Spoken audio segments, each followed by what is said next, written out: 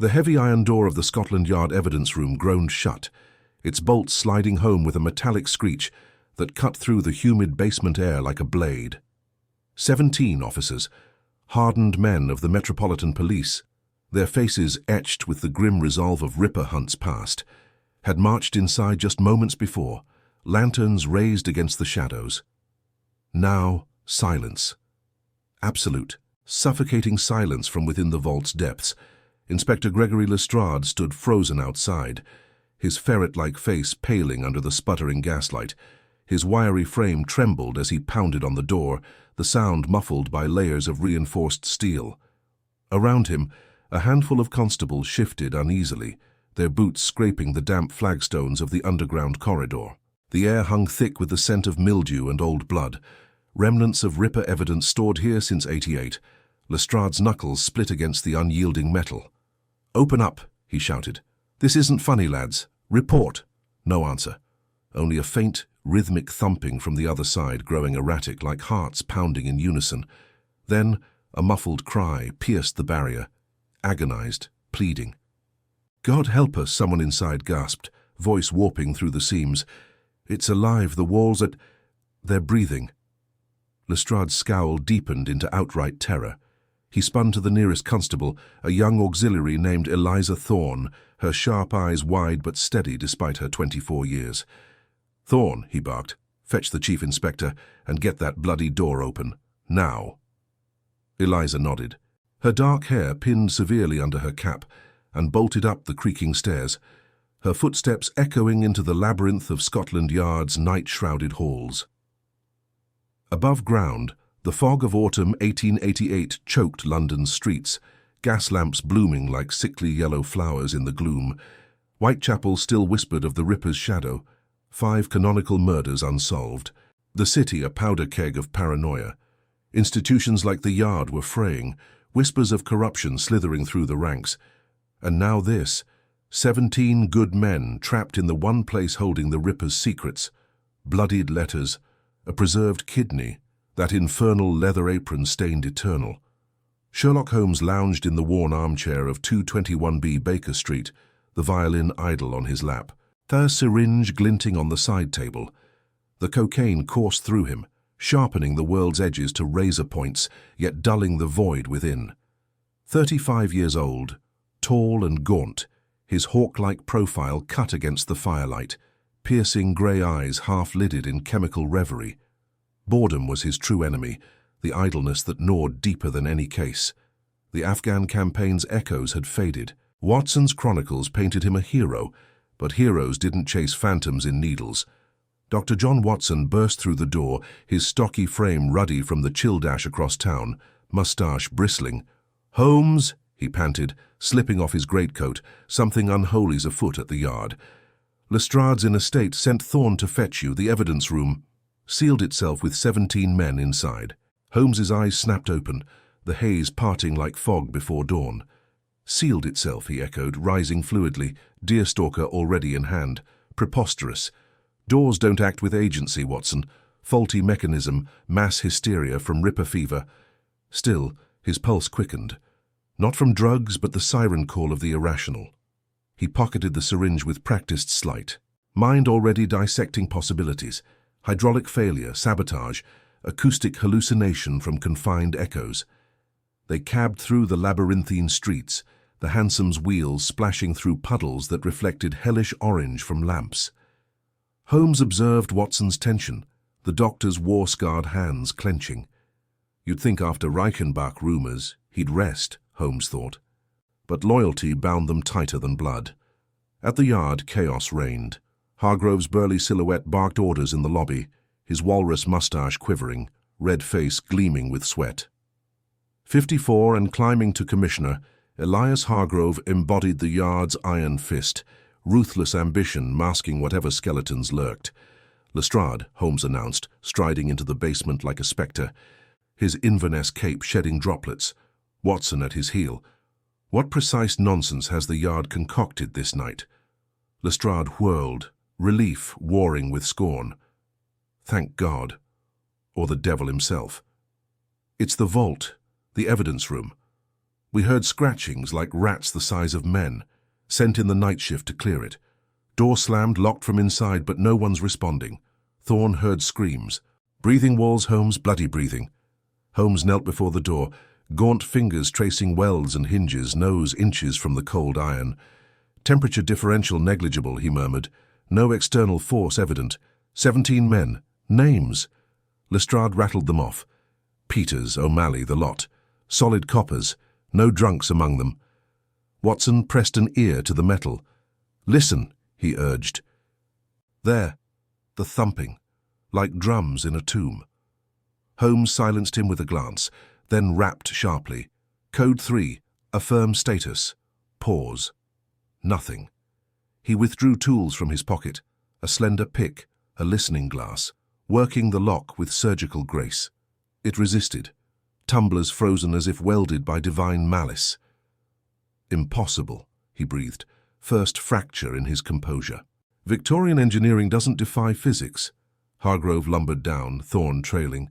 Mr. Holmes, the chief inspector growled, authoritative baritone undercut by a tremor. This stays quiet. Ripper evidence in there, can't have panic. Smash it open? Holmes straightened, eyes narrowing on Hargrove's flush. Brute force risks collapse, lives lost. Precision, Chief Inspector, always precision. Thorne stepped forward, voice steady despite her youth. Sirs, before the seal I inventoried. The Ripper files were disturbed, something missing. A leather pouch, unmarked, from the Chapman scene. Holmes' mind ignited. A catalyst, theft masked as haunting. Or deeper, conspiracy to bury Ripper truths forever. He circled the door, noting faint etchings on the frame, almost script-like, invisible to untrained eyes. Aramaic? No hallucination from fatigue. Inside his skull, cocaine's clarity warred with unease. Cases were puzzles, human folly incarnate. But this... The thumps accelerated, a chorus now, laced with whispers too low to discern. Watson paled. Holmes, they're praying or chanting? Hargrove seized Lestrade's arm. Enough. Fetch the dynamite team. We'll blow it. No, Holmes snapped, interposing. You'd murder them to hide your mess. His voice held uncharacteristic heat, the addict's edge sharpening to accusation. What artifact warrants this, Hargrove? What have you fenced from these shadows?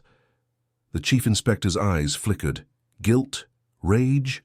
Thorne gasped, hand to mouth. Lestrade looked betrayed.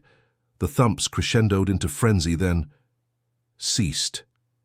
Dead quiet, heavier than before. Holmes pressed his palm to the door, cold as a grave. 17 souls vanished into the vault's maw, and in that instant the great detective felt it, a crack in his fortress of reason. Not fear, not yet, but the gnawing certainty that this puzzle hid fangs. Watson gripped his shoulder. What now, old friend? Holmes turned, deerstalker shadowing eyes ablaze. We breach it. My way? Before the yard buries its own alive. But as they plotted, a faint scratching resumed from within Holmes's own mind, or the door. The night was young, and London's fog hid hungers older than gaslight. This story is created by a young creator whose dream is to reach 1,000 subscribers. If you enjoy these tales, subscribing helps more than you know, and he thanks you for it. Mysteries that challenge your mind and reward attention await in the chapters ahead. Fog clung to the stones of Scotland Yard like a shroud, seeping through the cracks of the basement corridor where the evidence vault loomed. Holmes knelt before the massive iron door, his long fingers tracing the faint etchings that caught the flicker of Lestrade's lantern. The air hung heavy with the scent of damp mortar and old rust, undercut by the acrid tang of fear sweat from the men gathered behind him. Watson stood closest, his breath steady, but his moustache twitching with unspoken worry, eyes flicking to Holmes's pale profile. We can't wait for your contraptions, Holmes, Lestrade muttered, his ferret-like face pinched in the dim light. Hargrove's right. Those lads inside, if they're still breathing, every second counts. My men are rigging the charges upstairs.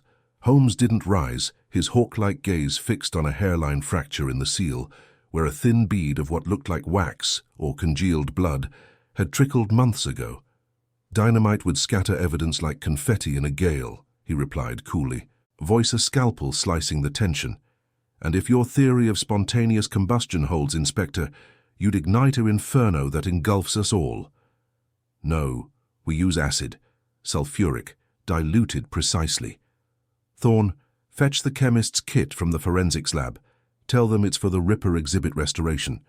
Constable Eliza Thorne nodded sharply, her young face alight with purpose despite the shadows under her eyes.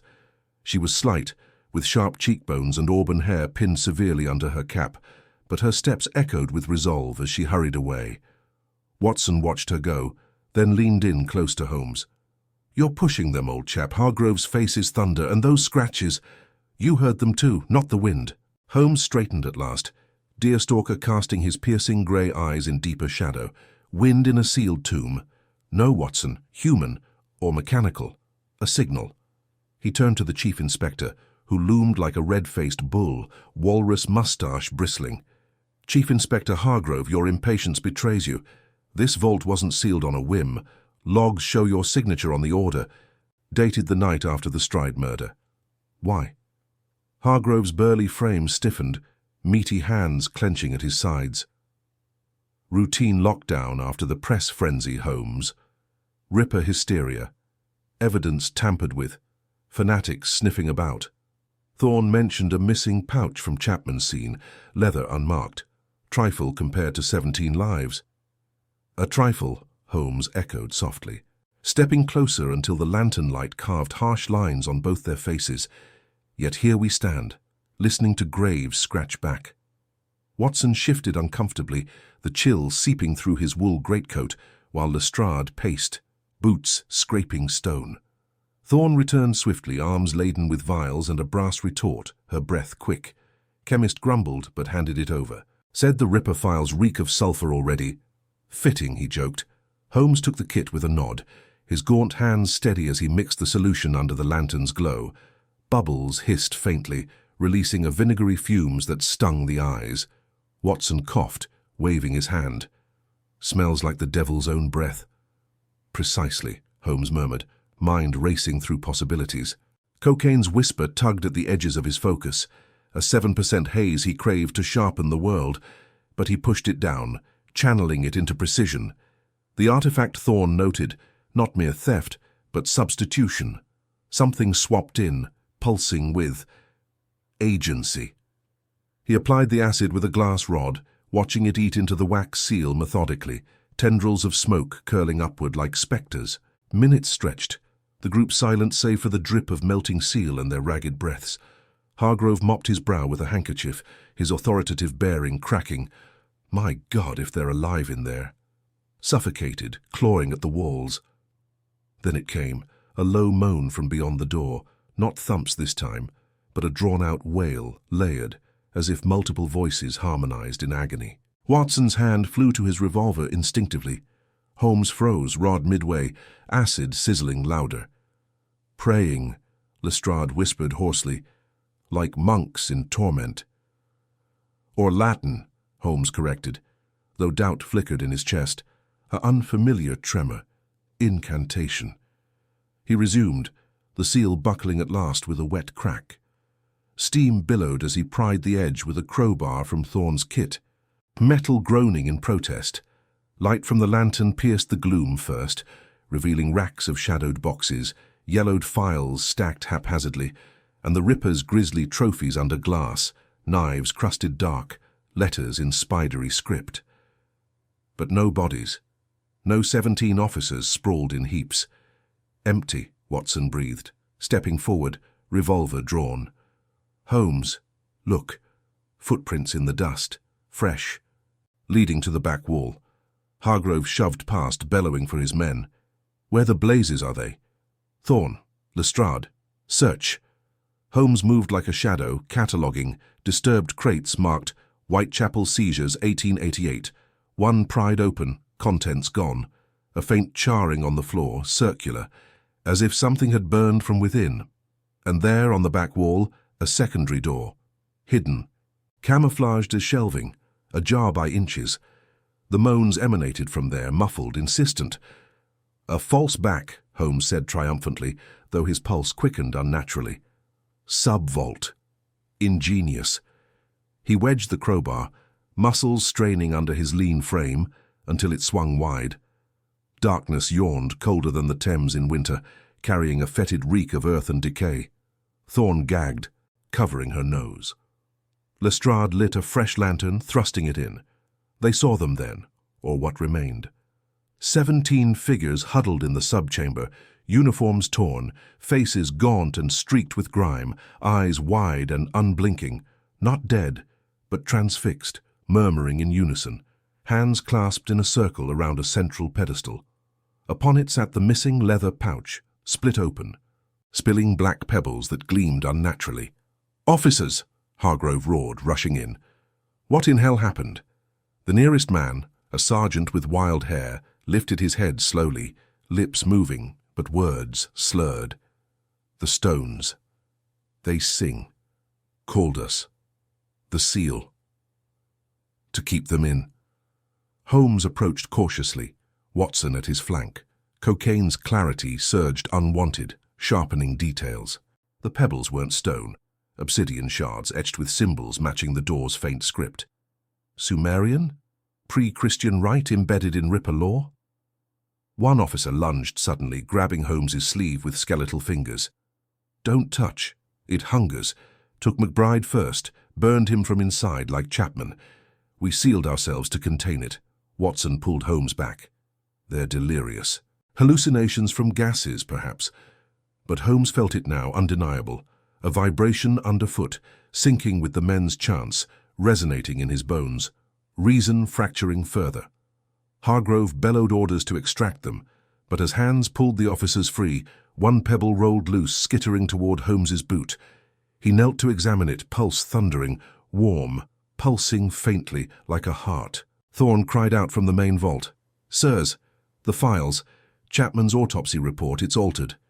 The killer didn't use a knife alone. Something. Ritualistic. And Hargrove's initials, dated after." Hargrove whirled, face purpling. Lies. The girl's hysterical. Lestrade's scowl deepened, eyes narrowing at his superior. "Chief, what pouch was this?" Holmes pocketed the pebble swiftly, its heat searing through fabric to skin. A talisman smuggled amid Ripper evidence. But whose hand placed it? The yard's rot ran deeper than fog. As they herded the dazed officers out, the sub-vault door slammed shut behind them, no hand on it. From within, the chants resumed, louder, joined by an 18th voice. Faint, mocking.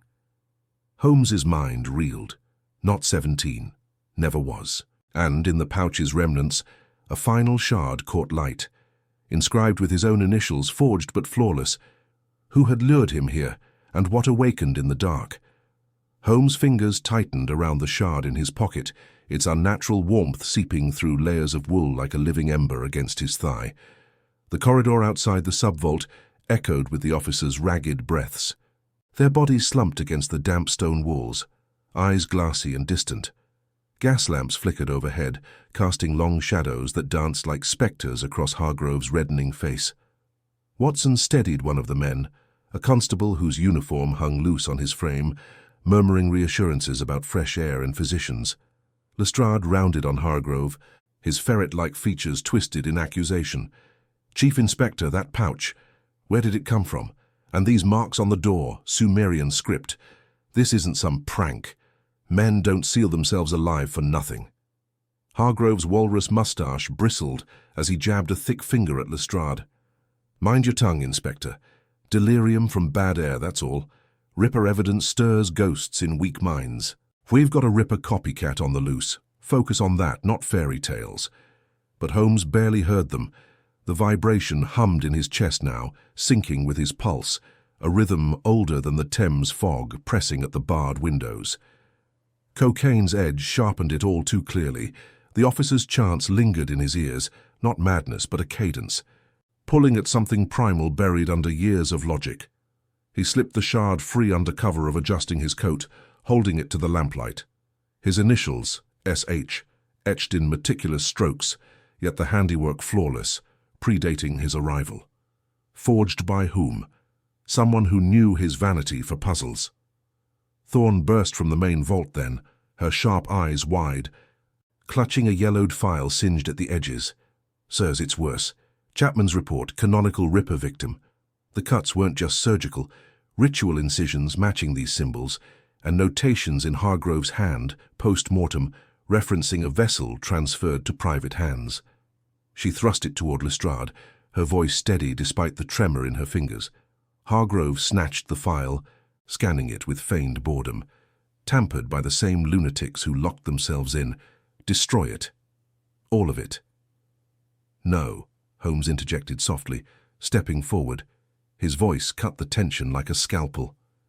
Destroy evidence, and we invite the darkness they feared. Watson, assist Thorne. Cross-reference every Ripper file for anomalies. Watson nodded, ever the loyal anchor, guiding Thorne back to the vault's steel shelves lined with dust-caked boxes. The air there reeked of mildew and iron, pages brittle as dead leaves under their touch.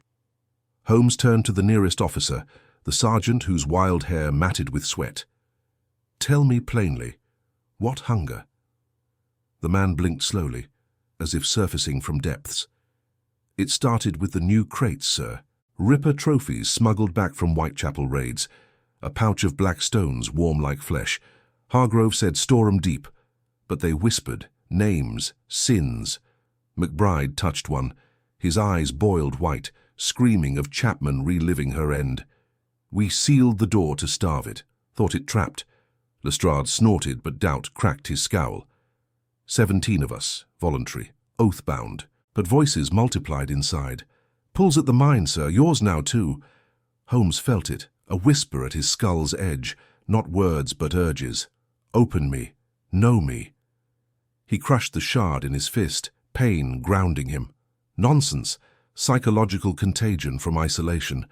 Yet his free hand twitched toward the cocaine vial in his watch chain. Hargrove clapped heavily on the sergeant's shoulder, nearly toppling him. Enough. Medical wing for these fools.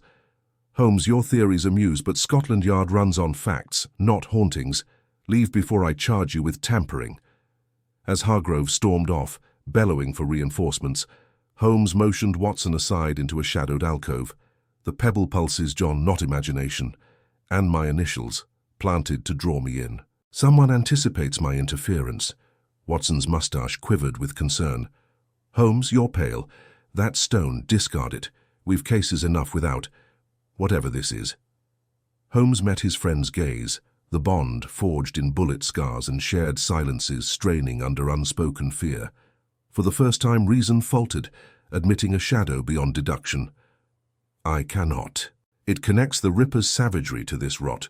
Hargrove's initials on the file. Profit from cursed relics? Smugglers in the yard? They rejoined the group as porters arrived, wheeling the officers away on stretchers. One man, barely conscious, clutched Holmes's arm. The 18th. It's patient. Waits for the key. Thorne approached, files bundled under her arm. Mr. Holmes, another discrepancy. Edow's apron fragment, missing threads woven with obsidian dust. And a ledger. Hargrove signed out specimens weeks ago, destination unlisted. Lestrade overheard, rubbing his temples. Bloody hell. If the chief's fencing Ripper artifacts. Holmes silenced him with a look. Speculation without proof is peril, but observe, the sub-vault door, scratches fresh inside as if clawed from within. And that slam earlier, no mechanism triggered. The group fell quiet, the yard's underbelly groaning faintly, pipes or something deeper. Watson shivered, the chill seeping through his greatcoat. Holmes, we should leave, reconvene at Baker Street. No. Holmes withdrew the shard, its glow faint but insistent. We confront the source. Thorne, Lestrade, with me. Watson, guard the files. They descended again, Hargrove's shouts echoing distantly. The sub-vault yawned open, empty now save scattered pebbles gleaming like eyes. Holmes knelt amid them, the hum swelling, visions flickering. Whitechapel alleys slick with rain, a figure cloaked, pouch in hand chanting as Chapman fell. A pebble skittered unbidden, spelling letters in dust. S.H. He recoiled, heart slamming. Not forgery, prophecy. The thing knew him. Thorne gasped. Sir, the main door, it's locking from outside. Lestrade pounded it. Hargrove, open up.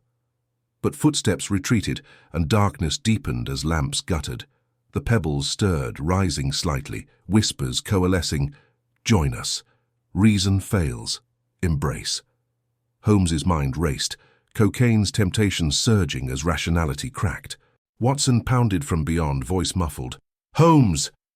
In that vice of stone and shadow, Holmes faced not just conspiracy, but the abyss within, a hunger mirroring the stones. Yield or fight, with tools crumbling. The first pebble touched his boot, burning through leather. And then the 18th voice laughed, clear as shattering glass, his own. What force mimicked his soul so perfectly? And as the seal reformed without hands, sealing them anew, Holmes wondered if escape meant surrender. Comment if you've known someone who found their way back. The pebble's heat seared through the sole of Holmes's boot, a pinpoint of agony that jolted him back to the fetid air of the sub-vault.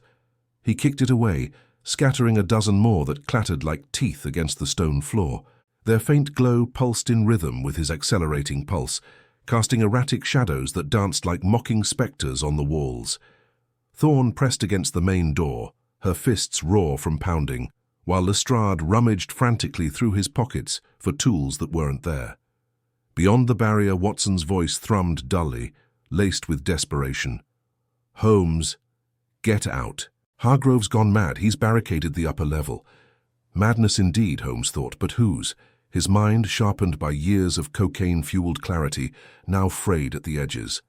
The whispers persisted, a susurrus rising from the pebbles, weaving through the drip of condensation and the distant groan of the yard's foundations. Join us. The rational mind crumbles. Embrace the pattern. He crouched, forcing calm, his hawk-like eyes scanning the chaos. The scratches on the inner door, parallel, uneven, as if made by human nails in extremis. Not tools, not animals. And the pebbles, not mere gravel, but fragments of something crystalline, edges too perfect for natural formation. He pocketed the glowing shard from earlier, its warmth unnerving against his palm. Chemical luminescence, or something defying classification. Lestrade whirled on him, ferret face twisted in fury. This your idea of deduction, Holmes? We're entombed because you chased fairy tales. 17 officers vanished down here decades ago. Ripper evidence cursed, they said. I laughed it off. Now look. Thorne glanced back, her sharp eyes wide but steady, auxiliary uniform smeared with grime. Sir, the air, it's thinning. And those stones, they moved toward you like they know you. Holmes ignored the implication, though it gnawed at him. The letters in the dust. S.H. Coincidence? Forgery by Hargrove to discredit him. Yet the vision earlier, Whitechapel, the cloaked figure with the pouch, matched no known account precisely. Chapman's murder, September 1888, throats slashed, organs excised with surgical precision. But the chanting? Unreported. His own files at Baker Street held no such detail. We pry the door, he said flatly, voice cutting through the whispers. Lestrade, your belt buckle. Use it as a lever. Thorne, brace here. The hinges are wrought iron, weakened by rust. Apply torque at the pin. Lestrade grumbled but complied, jamming the buckle into the seam. Thorne wedged her shoulder beside Holmes, their combined force straining the metal with a tortured screech. For a moment, hope flickered. The door budged a fraction, admitting a sliver of dim light from the upper vault. Watson's silhouette loomed there, shoving from the other side. Pull, man, Watson urged, his mustachioed face strained, sweat beading on his brow. But then the pebbles surged, not rolling, levitating, a swarm rising like angry hornets, humming louder. They battered the doorframe, plugging the gap with their glowing mass. The whispers crescendoed into a cacophony of voices, overlapping, anguished, trapped, hunger, sealed for the truth. Holmes staggered as one struck his cheek, drawing a thin line of blood that burned like acid. Rationality reeled. Hallucination from gas pockets? Inert methane couldn't orchestrate this. He swatted at them, scattering a few, but more converged, spelling anew in the air, reason blinds. Thorne cried out, clutching her arm where a pebble embedded shallowly, pulsing beneath her skin. It burns, sir, like fire in the veins, Lestrade bellowed, smashing at them with his boot. but retreated as they reformed. Bloody sorcery. Hargrove's done this. Poison gas or some Ripper contraption. No, Holmes murmured, mind-piecing fragments. Hargrove fled, but the seal reformed without him. The Chief Inspector's motive, fencing artifacts. Ripper's pouch, perhaps containing these crystals. Occult relics smuggled from the east per whispers in the yard's underbelly. But why seal us? To silence witnesses. A deeper groan echoed, the vault walls contracting subtly, dust sifting from cracks. Watson's pounding weakened, his voice hoarse. "Holmes, something's wrong up here. The main evidence room door's jamming too." Isolation clawed at Holmes's composure. Idle hours at Baker Street beckoned in memory. The 7% solution, syringe glinting, promising escape from tedium. But this was no tedium. This was unraveling. His methods, observation, deduction, failing against the irrational. The 18th voice, his own laughter. A mimicry born of the abyss. "Focus," he commanded himself, retrieving the shard. Held aloft, it flared brighter, repelling the nearest pebbles. They recoiled, hissing, forming a perimeter. Light, its frequency disrupts them. Thorne nodded through pain, ripping cloth from her sleeve to bind the wound. "Use it, then. Burn them out." Lestrade eyed him warily. "You're embracing superstition now." "Necessity," Holmes replied curtly. "Science observes, adaptation conquers." They rallied around the shard's glow, a fragile bastion.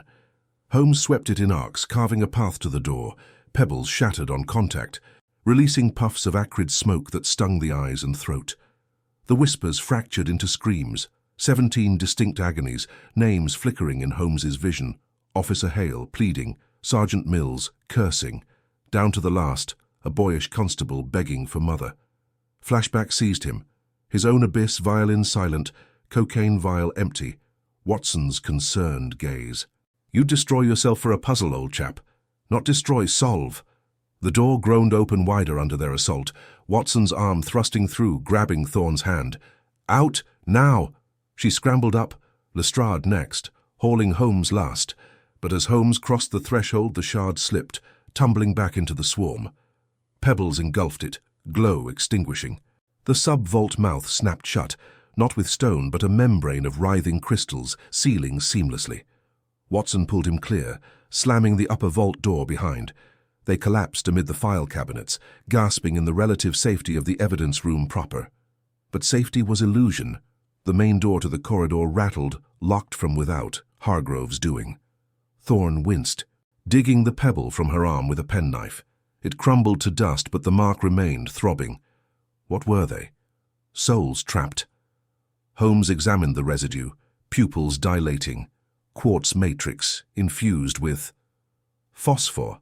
No, biological traces. Human marrow, petrified.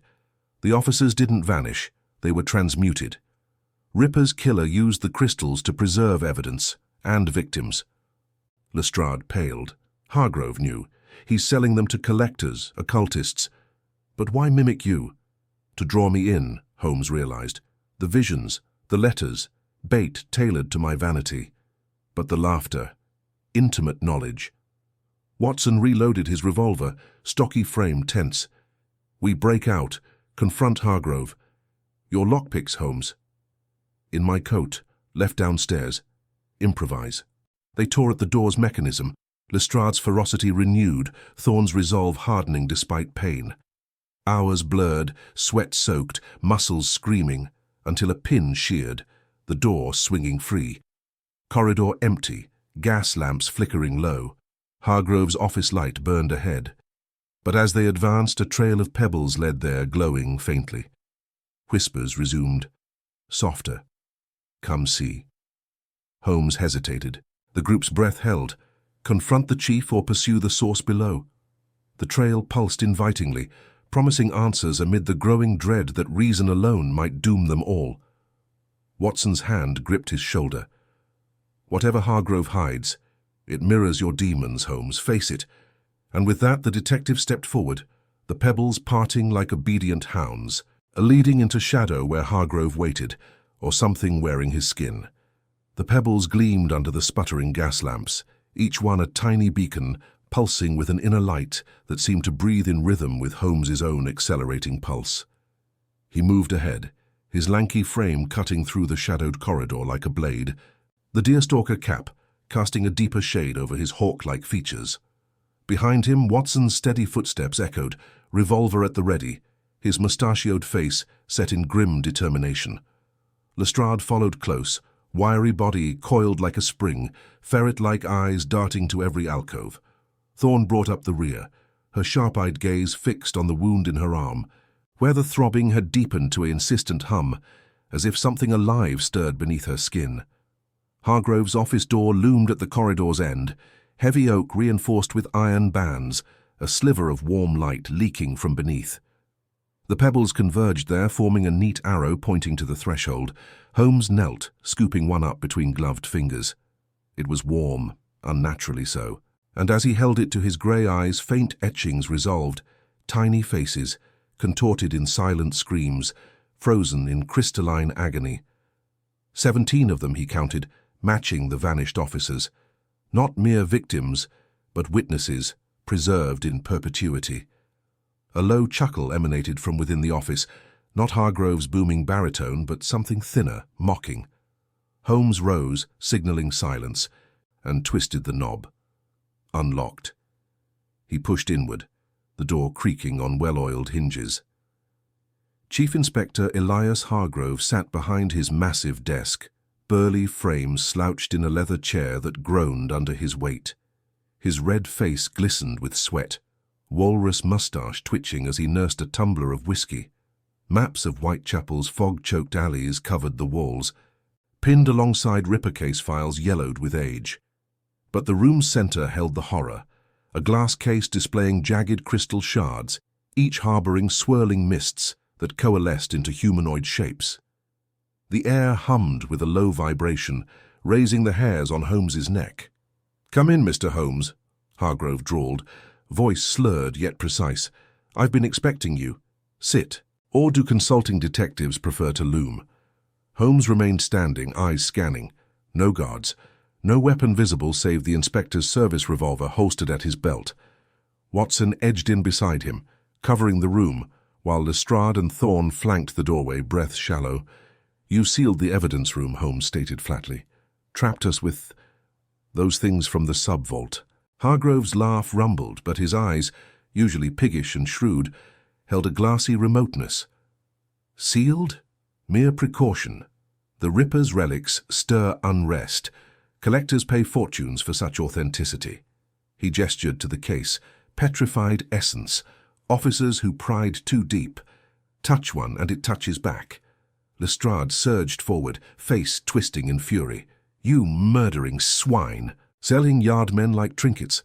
I'll have your badge and your neck." "Easy, Gregory," Hargrove soothed, rising ponderously.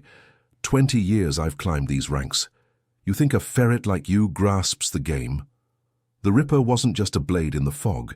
He wielded older shadows, crystals from forgotten crypts beneath the city. They hunger, preserve the kill. I merely cure it. Thorne clutched her arm, wincing as a fresh pebble embedded itself in the floorboards, cracking the wood. "They're spreading, sir, like infection." Hargrove's gaze flicked to her, lingering with unnatural hunger. "Auxiliary Thorne. Progressive little thing, aren't you? Women in the yard. Folly. But useful." He extended a meaty hand, palm up. "Let me see that wound." She recoiled, but Holmes interjected. "The mimicry, Chief Inspector. The letters forging my style. The laughter in the vault. You drew me here to silence me. Clever as ever, Holmes." Hargrove circled the desk, bulk casting elongated shadows that writhed independently in the lamplight. "But vanity blinds. The crystals whisper secrets, your idleness, your needle. Cocaine dreams of grandeur. They know you as I do." Holmes's hand twitched toward his coat pocket, where vials waited, untouched for days amid this frenzy. A flush crept up his gaunt neck, but he quelled it. "Irrelevant. Release the seals, or we'll expose you." "Expose?" Hargrove barked a laugh, slamming his fist on the desk. The yard protects its own. Lestrade here knows his ambitions greased by my scraps. The fog of 88 hides worse than Ripper. Peers in Parliament crave these baubles for rituals. Power, Holmes, not your petty deductions. Lestrade sputtered, fists clenching. Lies. I took nothing. Did you not? Hargrove sneered, tossing a ledger across the desk. Entries in your hand. Quiet your conscience or join the collection. The room tilted for Lestrade, his scowl fracturing into doubt. Watson gripped his revolver tighter. Enough games. We're arresting you. But Hargrove moved with startling speed for his size, hurling the glass case at them. Crystals shattered, shards flying like shrapnel. Holmes dodged, one grazing his cheek, drawing blood that sizzled on contact. Thorne cried out as a fragment struck her wounded arm, burrowing deep. Pain lanced through her, visions flashing, officers screaming as their flesh vitrified, bones twisting into quartz lattices. Chaos erupted. Watson fired, the shot deafening, splintering Hargrove's chair as the chief dove behind the desk. Lestrade lunged, grappling the bigger man, punches landing with meaty thuds. Holmes scanned for exits. A rear door to the stairwell bolted. Pebbles multiplied, crawling up walls like insects, forming barriers. Thorne staggered, clutching her arm where the crystal pulsed visibly beneath skin, glowing veins spiderwebbing outward. Inspector. It's inside me. Spreading. Fight it, girl. Lestrade roared from the floor, Hargrove's knee pinning his throat. Holmes grabbed a poker from the hearth, smashing at the pebbles sealing the main door. They shattered, but reformed instantly, stronger. Hargrove rose, bloodied lip curled. You can't win. The sub-vault hungers for more, 17 souls craving company. Watson hauled Lestrade free, firing again. Hargrove jerked, clutching his shoulder, crimson staining his uniform, but the wound crystallized over, sealing without blood. Impossible. The chief grinned through pain. See? Eternal. Now witness. He smashed a hidden lever beneath the desk. The floor trembled. A grate yawning open beneath Holmes's feet. Claws, not hands, but crystalline protrusions, erupted, grasping at ankles. Holmes leaped back, heart pounding, as the detective glimpsed faces in the depths. The missing officers, mouths agape in eternal wail, bodies fused into the vault's maw. They retreated to the corridor, Hargrove's bellow echoing. Run if you like. The crystals know your scent. Panting, the group fled down twisting passages, gas lamps flickering to near darkness. Thorne collapsed against a wall, her arm now half encased in quartz, fingers stiffening. Holmes examined it, mind racing. Enzymatic transmutation, accelerating. We excise it. With his penknife he incised around the shard. Thorne screamed, muffled by Watson's coat. Blood welled, black with phosphorescence, but the crystal emerged, intact, wriggling like a maggot before stilling. Lestrade slumped, ledger clutched in white-knuckled grip. He was right. I took payments, small ones, to advance. Holmes met his gaze, voice steady despite the chaos gnawing his certainties. Complicity noted. But redemption begins with confession. Watson reloaded, stocky frame unyielding. Hargrove's wounded, but not stopped. The yard's rotten at the core. Where to now? Thorne rose shakily, sharp eyes hardening. The crypts he mentioned, beneath the city, source of the crystals. Holmes nodded, wiping blood from his cheek where a scar formed, iridescent. Whitechapel's underbelly. Ripper's origin. But as they descended creaking stairs toward the Thames side exits, whispers resumed, not from walls, but Thorne's lips, moving of their own accord. Join us, the voice intoned, soft and seductive. 17. Soon 19. Her eyes glazed, hand reaching for Holmes's throat, the group's fragile alliance fracturing as the infection proved deeper than flesh, and the detective wondered if reason could purge what superstition had birthed, or if his own voids invited it in. Thorne's fingers clamped around Holmes's throat, her sharp eyes now milky voids, lips parting in a smile that stretched too wide. The whispers poured from her like sewer gas, thick and cloying, filling the narrow passage with promises of unity in the crystal embrace. Holmes twisted free, his hawk-like gaze locking onto Watson's, a silent command passing between them, honed by years of shadowed pursuits. Watson lunged, his stocky frame wrapping around Thorne's waist, pinning her arms as she thrashed with unnatural strength. Lestrade fumbled for his truncheon, face pale under the ferret-like twitch of his moustache. But Holmes held up a hand, voice cutting through the frenzy like a scalpel. "Hold her steady. It's not her." "Not fully." Thorne's head snapped back, neck cracking audibly, and she hissed words that weren't hers. "The 17 wait.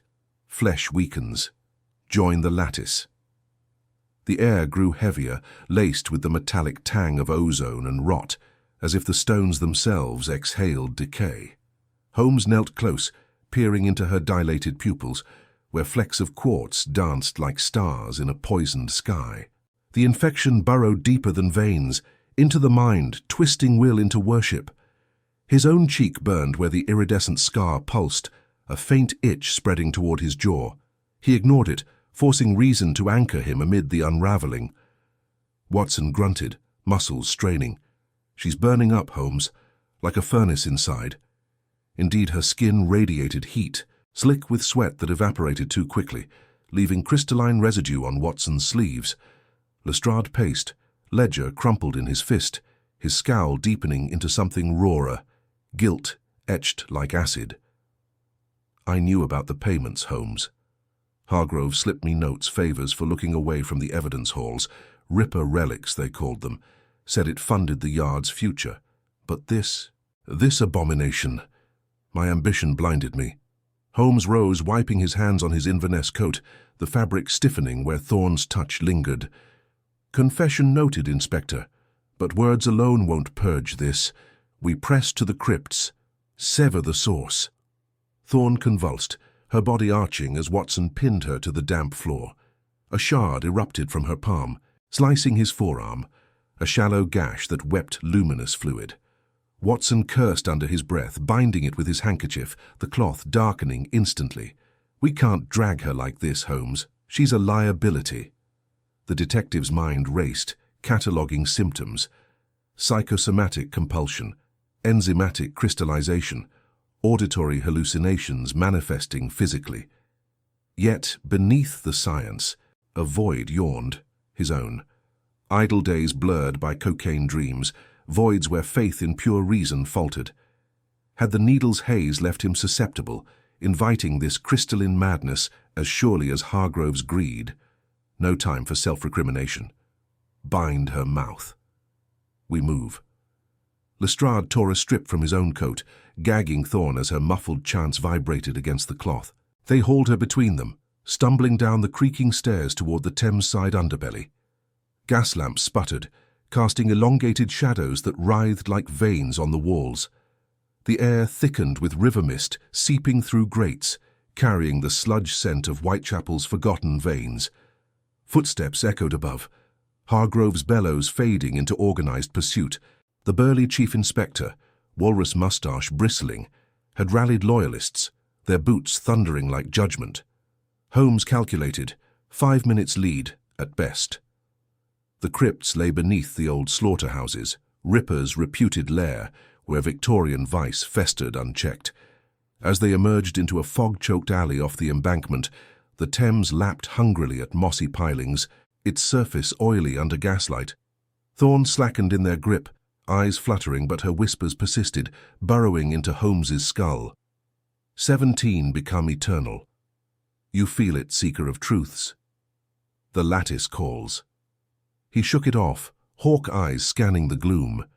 There, the iron grate masked by refuse, leading to the disused sewer crypts. Lestrade pried it open with his truncheon, hinges screeching protest. They descended into blackness, the river's murmur swallowed by an oppressive silence broken only by dripping water and Thorne's ragged breaths. Torches weren't an option. Holmes struck a lucifer match, its flare revealing walls veined with quartz, pulsing faintly like a heartbeat. The air turned frigid, breath fogging, fingers numbing. Ahead, the passage widened into a cavernous chamber, the crypt of forgotten sins. Its arches carved with faded Masonic symbols, twisted into profane geometries. Bodies, or what remained, jutted from the stone like obscene sculptures. The 17 officers, fused mid-scream, their uniforms shredded, flesh transmuted to translucent crystal lattice, faces preserved in agony, eyes milky orbs staring sightless. One reached out, crystalline hand extended in eternal plea, fingers elongated into needles. Watson retched quietly, mustachioed face ashen. God help us. Hargrove did this. Holmes approached cautiously, match held high, illuminating runes etched into the floor, alchemical sigils from Ripper correspondence, long dismissed as madman's scrawl. Not madness, ritual catalysis. These crystals aren't mineral. They're alive. Symbiotic organism, triggered by blood rituals on the evidence. Ripper's trophies, laced with this contagion. Lestrade crossed himself despite his cynicism, voice hoarse. I guarded shipments from here, felt the hum in my bones, thought it nerves. Thorne stirred violently, snapping free of her bonds with a crack of quartz. She lunged at the nearest fused figure, pressing her palm to its chest. A resonance built, a low hum rising to a shriek, as cracks spiderwebbed across the lattice, releasing phosphorescent spores that swirled like fireflies. The spores latched onto Holmes's scar, burrowing with icy fire. Pain lanced through him, vision blurring as whispers amplified. Embrace the perfection. Reason. Fractures. He staggered, penknife flashing to excise the growth now creeping toward his eye. Watson steadied him, revolver drawn. Fight it, man. You're the one who unravels enigmas. But doubt clawed deeper. Cocaine's voids had prepared him for escape, not confrontation. This defied deduction. Occult science, faith in the unseen. Hargrove's voice boomed from the tunnel, closer now, laced with fanatic glee. You can't stop the awakening, Holmes. The lattice binds the worthy. Pursuit closed in, shadows lengthening. Thorne whirled, fully enthralled, charging Lestrade with crystalline claws extended. The inspector parried, truncheon shattering against her arm, sending shards flying. Holmes fired a warning shot into the ceiling, dislodging stalactites that blocked the rear passage partially. We split the chamber. Watson with me to the altar core. Lestrade, contain her, buy time. Lestrade nodded, ferret eyes fierce with redemption's fire. Go, end this rot I helped sow. As Holmes and Watson plunged deeper, past altars stained with Ripper's legacy, knives, letters, crystallized organs, the detective's scar throbbed in rhythm with the hum. Thorne's screams echoed behind, mingling with Hargrove's approach. Reason teetered, but Holmes pressed on toward the pulsating heart of the crypt, where a massive crystal throne loomed, cradling a figure long thought dust. The Ripper himself, or his vessel, stirring awake. The alliance splintered further as a spore cloud engulfed them, and Holmes felt the first crystalline fracture in his soul. If this story has gripped you, hit the like button. It helps reach more people who would love this. The spore cloud thickened like London fog laced with brimstone, clinging to Holmes's skin with a clammy insistence that seeped into his pores. Each breath drew the phosphorescence deeper, tiny invaders marching through his veins toward the scar on his cheek, where the lattice had first taken hold. His mind, that fortress of logic built brick by relentless brick, began to fracture, not with a crash but an insidious creak, like the timbers of a rotting wharf under Thames tide. Watson gripped his arm, his moustache twitching with the strain of suppressed panic. Holmes, old chap, stay with me. Whatever this devilry is, we'll excise it like a bullet from the field. But Holmes's vision swam, the tunnel walls pulsing with an inner light that mimicked the gas lamps of Baker Street, yet twisted them into mocking parodies.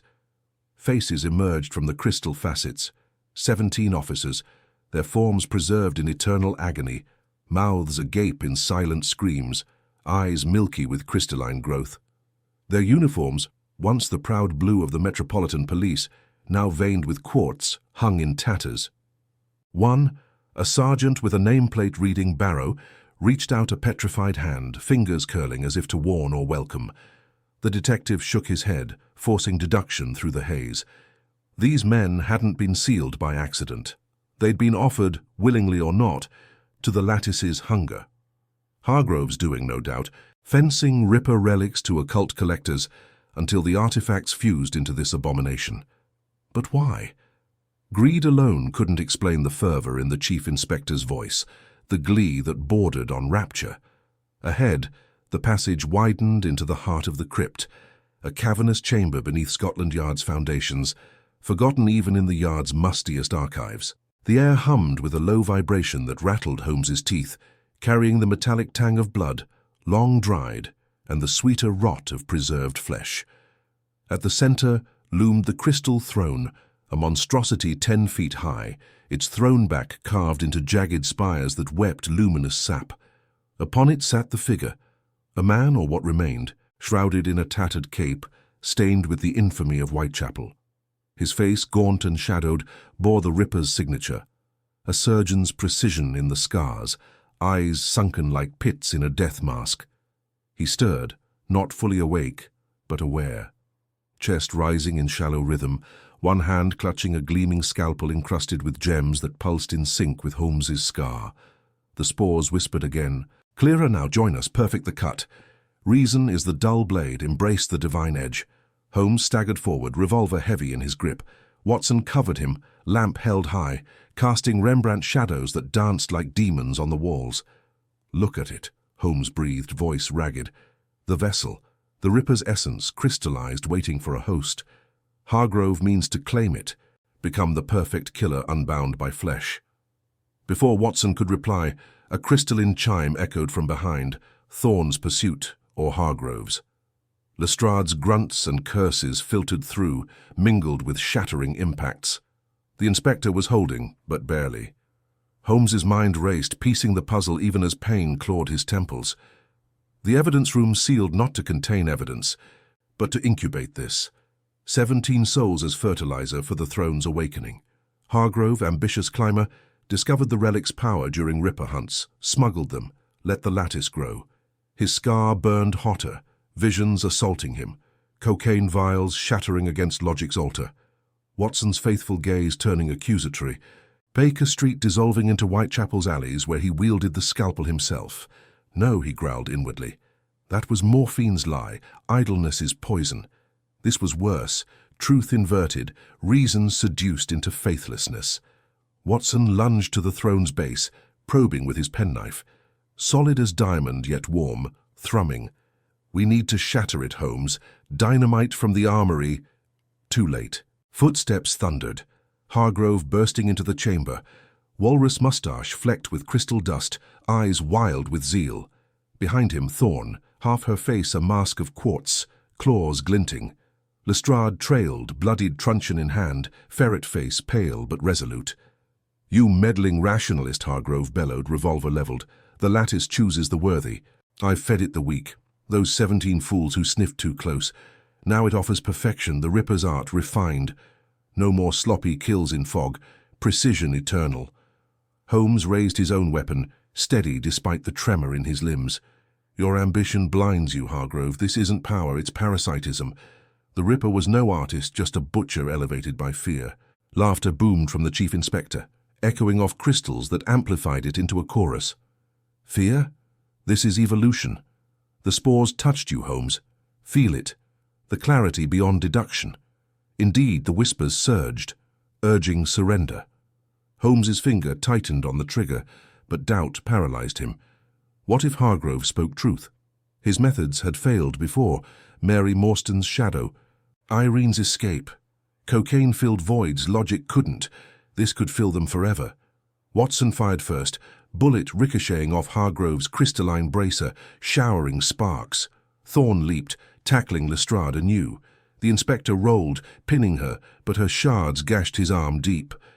"Hold on, lad," he muttered through gritted teeth. "For the Yard. For once, the right side." Holmes advanced on the throne, ignoring Hargrove's shot that grazed his shoulder, warm blood mixing with spore chill. Up close, the vessel's eyes flickered open, milky yet piercing. A voice emanated, not from lips, but the air itself. Witness the seal unbroken. Visions flooded. 1888's autumn terror, fog-choked alleys, screams silenced by surgical steel. But deeper, the Ripper, not man, but conduit for the lattice unearthed from Roman catacombs beneath London, hungry for souls. Hargrove had revived it, sacrificing officers one by one, sealing the room to contain the overflow. The detective's scar split wider, a crystalline vine creeping across his jaw. Pain was exquisite, promising numbness beyond cocaine's dream. He raised the revolver to the throne's core, where a heart-like facet pulsed. "Do it," the whispers cooed. "Perfect the world." "No." Holmes fired, bullet cracking the surface, releasing a geyser of spores that blinded him. Hargrove charged, tackling him to the gritty floor. They grappled amid shards, fists flying, the chief inspector's strength augmented by lattice veins bulging on his neck. Watson intervened, a revolver butt-cracking Hargrove's skull, buying moments. Holmes rose, vision clearing to see Thorne break free, pinning Lestrade against a wall, her claws poised at his throat. "Inspector," Holmes called, voice steel despite the agony. "The spores feed on will. Fight them with yours." Lestrade met her gaze, saw the flicker of Eliza beneath the monster. "Eliza," he rasped, "remember your oath, not this." A pause, crystalline eyes wavering. Then she struck, not to kill but shatter her own arm, shards exploding outward. She crumpled, human once more, sobbing as the lattice receded. Hargrove recovered, lunging for the throne, but Holmes was faster, penknife plunging into the pulsing facet. A shriek rent the air, the vessel convulsing, throne cracking from within. "Not yet ended," Hargrove snarled, grabbing a fallen shard, embedding it in his chest. His body convulsed, crystals erupting across skin, transforming him into a golem of quartz and fury. He swung at Holmes, who dodged, shoulder wound tearing wider. Watson dragged Thorne and Lestrade back as the chamber quaked, stalactites plummeting. Holmes faced the monstrosity alone, revolver empty, mind a battlefield. The whispers peaked. Surrender. Become whole. But in that crux, a spark. Watson's loyalty, Lestrade's redemption, even Thorne's faltering humanity. Not perfection, but imperfection endured. Reason, flawed against abyss. He seized Hargrove's scalpel, the Ripper's own, and drove it into the golem's core. Crystals shattered in a deafening cascade, Hargrove's form crumbling to dust-veined powder. The throne imploded, sucking spores inward like a dying breath. Holmes collapsed, scar receding, but the fracture lingered, a reminder that logic's edge could dull against the unseen. As dust settled, Watson knelt beside him. "It's over?" Holmes gazed at the 17 forms, beginning to flake away. For now. But the lattice's roots run deep, and something stirs in Whitechapel fog tonight, drawn by the echo. Lestrade helped Thorne stand, her eyes haunted. "What have we unleashed?" The detective rose, pain etching new lines on his hawkish face. "The true investigation begins." The gas lamps of Scotland Yard flickered like dying stars as Holmes limped through the shadowed corridors, his shoulder a throbbing furnace wrapped in Watson's hastily torn shirt. Dust from the shattered lattice clung to his coat, fine as talc, carrying the faint, acrid tang of quartz and something older, like brimstone unearthed. Watson supported him on one side, Lestrade the other, while Thorne trailed behind, her breaths ragged, eyes darting to every corner, as if the walls themselves might pulse with hidden veins. "We can't speak of this," Lestrade muttered, his ferret-like face slick with sweat. Voice a gravelly whisper honed by years of yard secrets. "Hargrove's gone, but the commissioner. He'll bury us all. Those 17 officers, sealed in that abomination for months, their bodies twisted into the throne. If word leaks, it's treason." Holmes's grey eyes sharpened through the haze of pain. Treason implies loyalty to an institution rotten at its core. Hargrove fenced Ripper relics, that scalpel, the letters, all laced with the lattice's curse. The spores aren't mere hallucination. They're a contagion, preying on doubt, amplifying vice, until the host crystallizes from within. They emerged into the main evidence vault, its iron door groaning shut behind them, with a finality that echoed like a tomb ceiling. The air here was cooler, laced with the musty scent of oiled leather and forgotten files, but Holmes felt no relief. His mind raced, piecing fragments. The sealed room discovered empty weeks ago, whispers of officers vanishing one by one during night shifts. Hargrove's ambition had drawn him to the artifacts smuggled from Whitechapel murders, not for profit alone but power.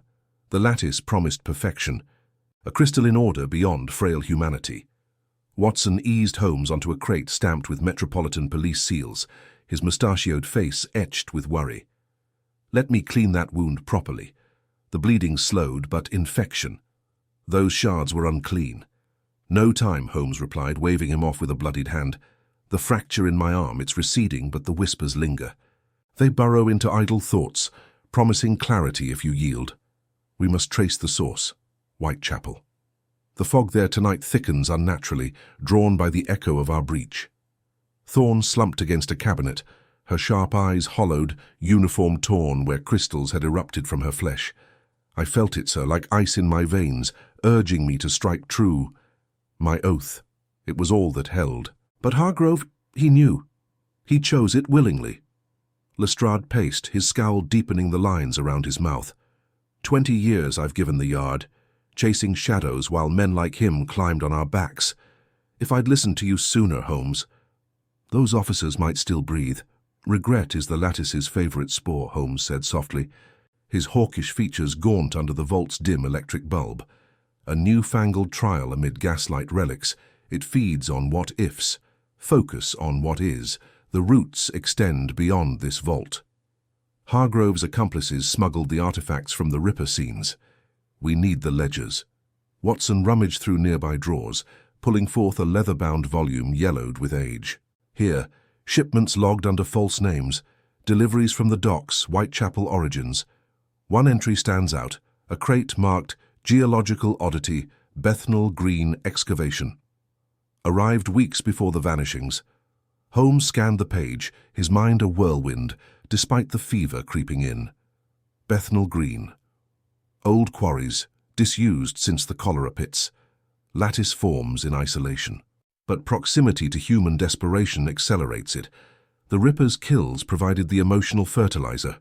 Rage, terror, unburied. A distant clamour intruded. Boots on stone, voices muffled by the hour's lateness. Lestrade froze. "Patrol. If they find us like this." "Hide the traces," Holmes ordered, rising unsteadily. "Watson, seal the inner chamber with whatever you can. Chain it. Mark it contaminated. Thorne, your auxiliary status buys discretion. Swear silence." She nodded fiercely, a spark returning to her eyes. "For the oath, sir. And the lost ones." They worked in fevered silence, Watson looping chains through the vault door's hasps, Lestrade smearing dust over bloodstains with his handkerchief. Holmes pocketed the ledger, his thoughts turning inward. Always reason had been his bastion, cocaine the crutch for boredom's void.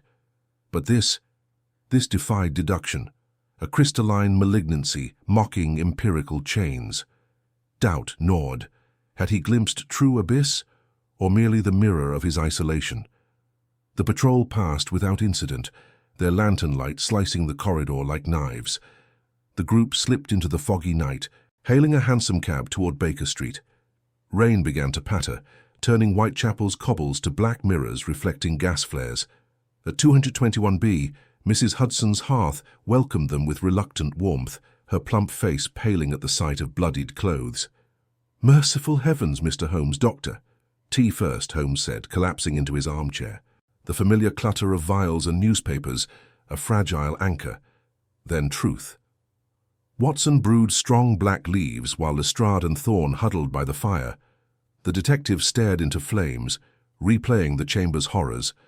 Hargrove's transformation, Thorne's crystalline fury, the 17 husks flaking to powder. Each officer had succumbed gradually, insomnia, irritability, then seclusion. The lattice exploited flaws, Lestrade's ambition, Hargrove's greed, even his own detachment. "You look like death, old chap," Watson said, binding the shoulder afresh with carbolic and lint. "Rest. The yard can wait till dawn." "Dawn reveals too much," Holmes murmured. The ledger notes a contact. "E. Blackwood, Whitechapel antiquarian. He deals in Ripper curios. If the lattice spreads..." Thorne leaned forward, voice steadying. "I know the alleys, sir. Grew up in Spitalfields. Let me scout." Lestrade grunted approval. "She's got grit. We go together, redeem what we can. Holmes met their gazes, seeing not rivals or subordinates, but fractured souls mirroring his own.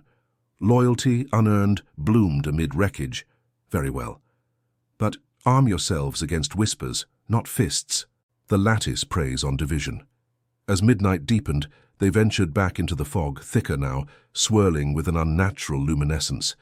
Whitechapel's denizens huddled in doorways, prostitutes calling hoarsely, the air heavy with gin and despair. Holmes led, deerstalker shadowing his piercing eyes, revolver heavy in his pocket. Blackwood's shop loomed on Buck's Row, a sagging timber facade wedged between pawnshops, sign creaking, relics and curios. No light within, but the door yielded to Lestrade's pick. Inside, the stench hit, decay masked by incense, shelves groaning under phrenology busts, lockets stained dubious brown. In the back room, a figure slumped over a desk. E. Blackwood, gaunt as a Ripper victim, arm latticed with nascent crystals, eyes vacant. Too late, Holmes breathed. The roots delved deeper. Watson lit a bullseye lantern, revealing crates stamped like the ledgers. One, pried open, spilled forth. Quartz shards pulsing faintly, spores drifting like motes in the beam. Thorne recoiled. It's alive. Spreading. Lestrade smashed a crate, shards tinkling. Burn it all? Before Holmes could reply, a low rasp from Blackwood. Join. Perfect. He lunged, fingers elongating into crystalline claws. Thorne shoved him back, but he seized her wrist, spores leaping skin to skin. Fight it, Holmes shouted, firing a warning shot into the ceiling. Plaster rained, chaos erupting. Blackwood advanced, whispering temptations of invincibility. Watson clubbed him with a bust, Lestrade dousing crates in lamp oil. Flames roared as they fled, the shop igniting like a pyre. But in the alley, Thorne clutched her wrist, a single crystal vein threading blue beneath her skin. "It's in me again," she gasped, terror raw. Holmes gripped her shoulder, voice iron. "Then we excise it together." But listen. Footsteps approach from the fog, not patrol. Something older hungers. Summoned by firelight. Shadows lengthened, coalescing into forms that defied the night. Silhouettes edged in quartz gleam, shambling from Whitechapel's heart. The lattice's vanguard, and they moved with purpose toward Baker Street's unlikely saviors. The fog in Buck's Row thickened like a living shroud, swallowing the roar of Blackwood's pyre behind them. Holmes pressed forward, revolver steady in his grip, his hawk-like eyes scanning the murk. Watson supported Eliza Thorne, her breaths ragged, the crystalline vein on her wrist pulsing faintly under the gas lamp's sickly yellow haze. Lestrade brought up the rear, truncheon drawn, his ferret-like face twisted in grim determination. Those things, whatever they were, shambled closer, 5 or 6 silhouettes etched in quartz gleam. Their footsteps scraped unnaturally, like glass-grinding bone. One lurched into the light first, a dockworker's husk, face half-masked by a crystalline lattice that spiderwebbed from jaw to temple. Eyes milky, it rasped a whisper that cut through the damp air. Perfect. Join. Holmes fired once, the crack echoing off brick walls. The bullet struck true, shattering crystal on the creature's shoulder, but it only staggered, shards reforming with a sickening crackle. Watson cursed under his breath, mustaches bristling. Back to the main drag. Now. They bolted, Thorne stumbling as pain lanced her arm. The infection clawed inward, a cold fire threading toward her elbow. She bit back a scream, visions flickering unbidden. Invincibility, endless night without fear, the lattice promising power over frail flesh. No, she thought, shaking her head. Not again. Lestrade swung his truncheon at a pursuing shadow, connecting with a brittle snap. More shards flew, but the thing grasped his coat, spores leaping like embers. He wrenched free, gasping, "Bloody hell, Holmes, they multiply!" The detective's mind raced, piecing fragments. The ledger's crates, Blackwood's spores, the evidence room's seal. Not mere contagion, a symbiotic curse, rooted in those Ripper-era relics. Quartz from the Whitechapel murders, perhaps alchemized by some forgotten rite. Hargrove's signature on the manifests, too convenient. The Chief Inspector's walrus mustache hid more than tobacco stains. They spilled onto Commercial Street, gaslights flickering as if the fog itself hungered for light. A hansom cab rattled past, oblivious. Holmes flagged it down with a barked command, shoving Thorne inside first. Watson followed, then Lestrade, slamming the door as crystalline claws scraped wood. To Baker Street. Double time. Holmes ordered the driver, tossing coins. The cab lurched forward, wheels churning muck. Inside, Thorne slumped against the squabs, sweat beading on her sharp-featured face. The vein had spread, faint blue lines forking toward her shoulder. "It burns," she whispered, voice trembling, "like roots digging for my heart." Watson rummaged his medical bag, producing morphine and a scalpel. "Hold still, Eliza, we'll cut it out." "No," she snapped, eyes wild. "Last time in the yard infirmary it just grew back stronger. Hargrove's man held me down, said it was for the greater good." Lestrade leaned forward, scowl deepening. "Hargrove? That red-faced bastard signed off on the seal, aye. But involvement? He's yard brass, untouchable."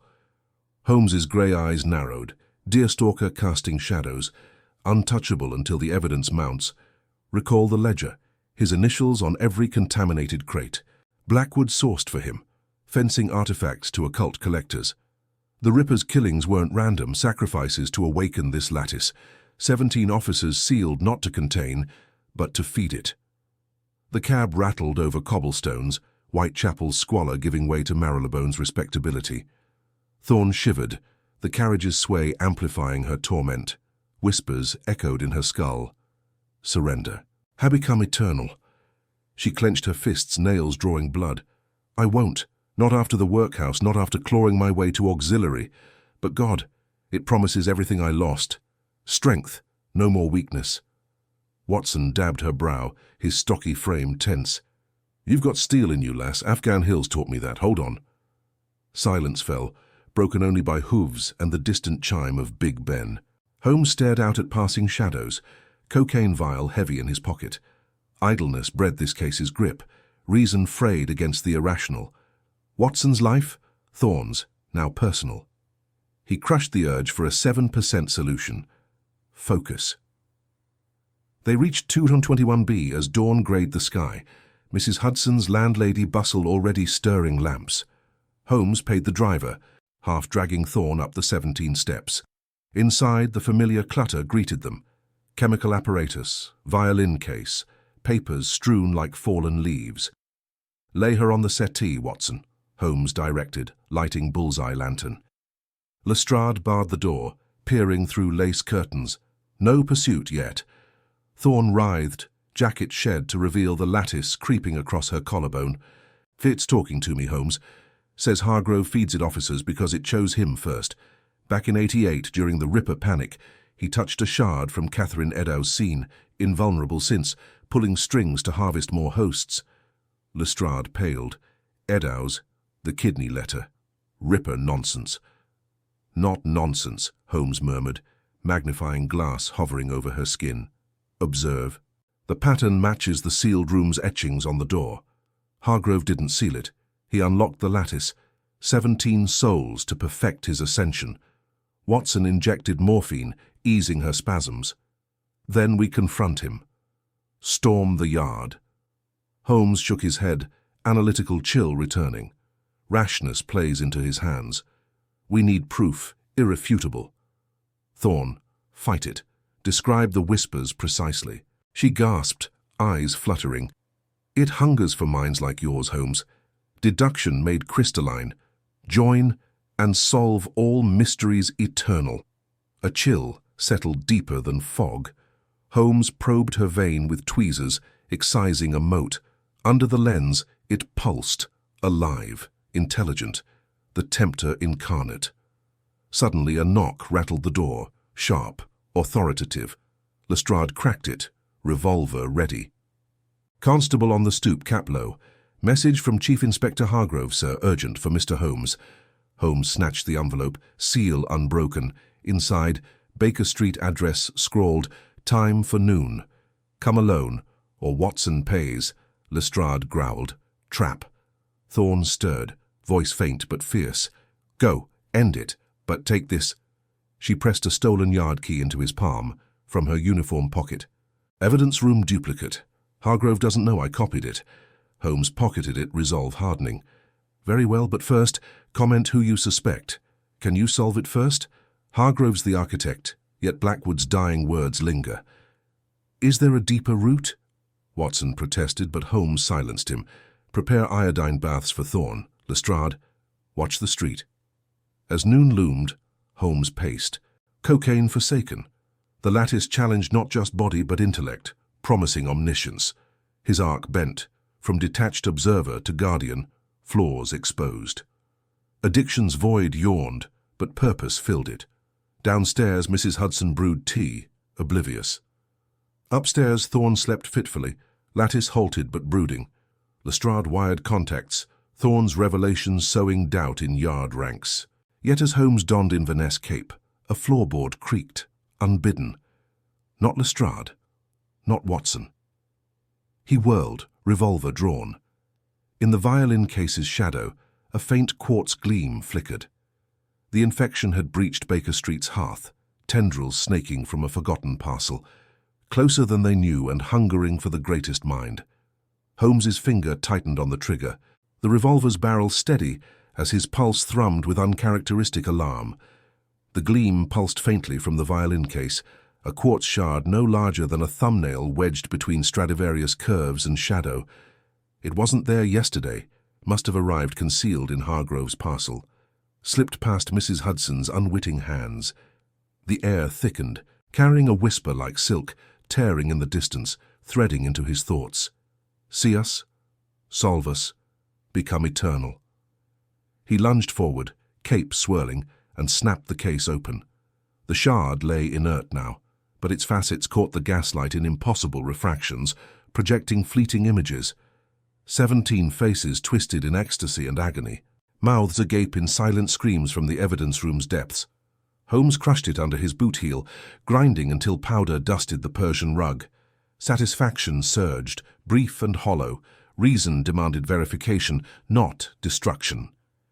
Yet as he straightened, a wave of vertigo hit, his vision splintering into lattices of light. The infection probed, tasting his mind's edges, promising not just deduction but revelation beyond the veil. Watson burst from the chemical bench, syringe in hand, moustache quivering. Holmes, what devilry! Your eyes, they're veined black. A trick of light, Holmes muttered, holstering the revolver and forcing composure.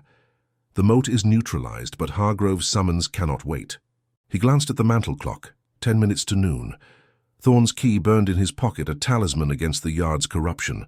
Lestrade emerged from the stairwell, ferret eyes narrowed, Webley bulging in his coat. I saw the glow from the window. It's spreading, like Blackwood said. We go with you, alone, as instructed. Holmes adjusted his deerstalker, hawk-like features sharpening with resolve. Or Watson suffers. Hargrove plays for keeps. Thorne stirred on the divan, her sharp eyes fluttering open, skin pallid but veins receding under iodine's sting. Don't, she rasped, gripping his sleeve. He's waiting at the room, uses it as bait, the lattice. It feeds on doubt, yours most of all. Holmes paused, her words slicing deeper than intended. Doubt. His vice. Cocaine's whisper when cases stalled, now echoed by this crystalline parasite. For years he'd danced on reason's razor edge, mocking the supernatural while craving its certainty. The arc bent further. Guardian now, not just observer. I shall return, Eliza. Rest. He descended the 17 steps to Baker Street, fog coiling like a living shroud, gas lamps sputtering yellow defiance against the gloom. Carriage wheels clattered distant, a hawker's cry pierced the mist, hot chestnuts, but Holmes heard only the lattice's echo. Join, solve all. Scotland Yard loomed, its Gothic facade a fortress of secrets, portcullis gates ajar under watchful bobbies. Holmes flashed no warrant, striding past with the authority of inevitability. Corridors echoed his footsteps, marble veined like quartz, portraits of commissioners glaring judgment. Down to sub-basements, where damp stone wept condensation, and the air grew heavy with mildew and something sweeter, decay masked as incense. The evidence room door gaped, seals shattered, iron frames scarred from the sealing frenzy months prior. Hargrove stood within, burly frames silhouetted against racks of Ripper relics, bloodied aprons in glass, letters scrawled in frenzy, a gleaming kidney preserved in jar. His walrus mustache twitched, red face gleaming with sweat, eyes hollowed by the lattice's hunger. Holmes, punctual as death. Hargrove's voice boomed, laced with false joviality. Knew you'd sniff it out. Clever dog. Your trap springs poorly. Chief Inspector. Holmes stepped inside, door thudding shut behind. The lattice dust motes danced in torchlight, walls etched with frantic claw marks from the 17 sealed souls, officers driven mad, begging entry before the hunger consumed them. You fenced the artifacts, Ripper's trove, occult curios from Whitechapel drains, profited while the yard crumbled. Hargrove chuckled, low and wet, rolling up his sleeve to reveal forearm latticed black, pulsing. Profit. Enlightenment, Holmes. It came from the Ripper's last kill, a shard embedded in his heart, stolen before the mob torched the body. 17 of us tested it first. Whispers promised truth. Every crime solved, every motive crystalline. But it hungers, needs minds to grow. Holmes circled a display case, mind racing, Blackwood's dying rasp, Thorne's infection, the Baker Street breach. Seeds planted, Hargrove's rapid promotions, Lestrade's sidelined hunches, the room's improbable seal without breach alarms. Not Ripper's ghost, but greed incarnate. Why summon me? To offer partnership. Hargrove extended a hand, palm upturned, a fresh shard glittering. Your intellect? Unmatched. Join, and Watson lives. Refuse. Well, the lattice knows you're Baker Street now. The air hummed, whispers rising, eternal deduction. No more idleness, no cocaine voids. Holmes's hand twitched toward the syringe hidden in his waistcoat, his own antidote, distilled from Thorne's blood. Addiction's floor yawned, but transformation stirred. Reason fortified by sacrifice, not surrender. He palmed the shard instead, feigning contemplation. Logical. Yet logic demands proof. What of the 17? Hargrove's facade cracked, desperation bleeding through. Latticed into the walls now, eternal guardians. You'll join them soon enough. Holmes smashed the shard against the kidney jar, glass exploding in a spray of formalin and crystal. Hargrove lunged, massive fists swinging, but Holmes dodged, lithe as a spectre, injecting the antidote into the inspector's neck mid-grapple. Hargrove roared, collapsing, veins blanching as lattice retreated.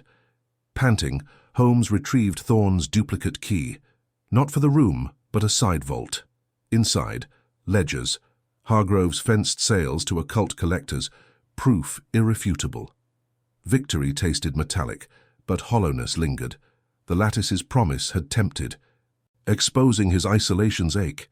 As he ascended, alarms wailed, yard stirred by the commotion. Lestrade and Watson burst through, Thorne limping behind, revolver drawn. Got him?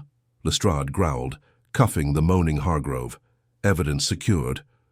Holmes handed the ledgers, but his voice faltered. The lattice. It's not dead. Feels it watching.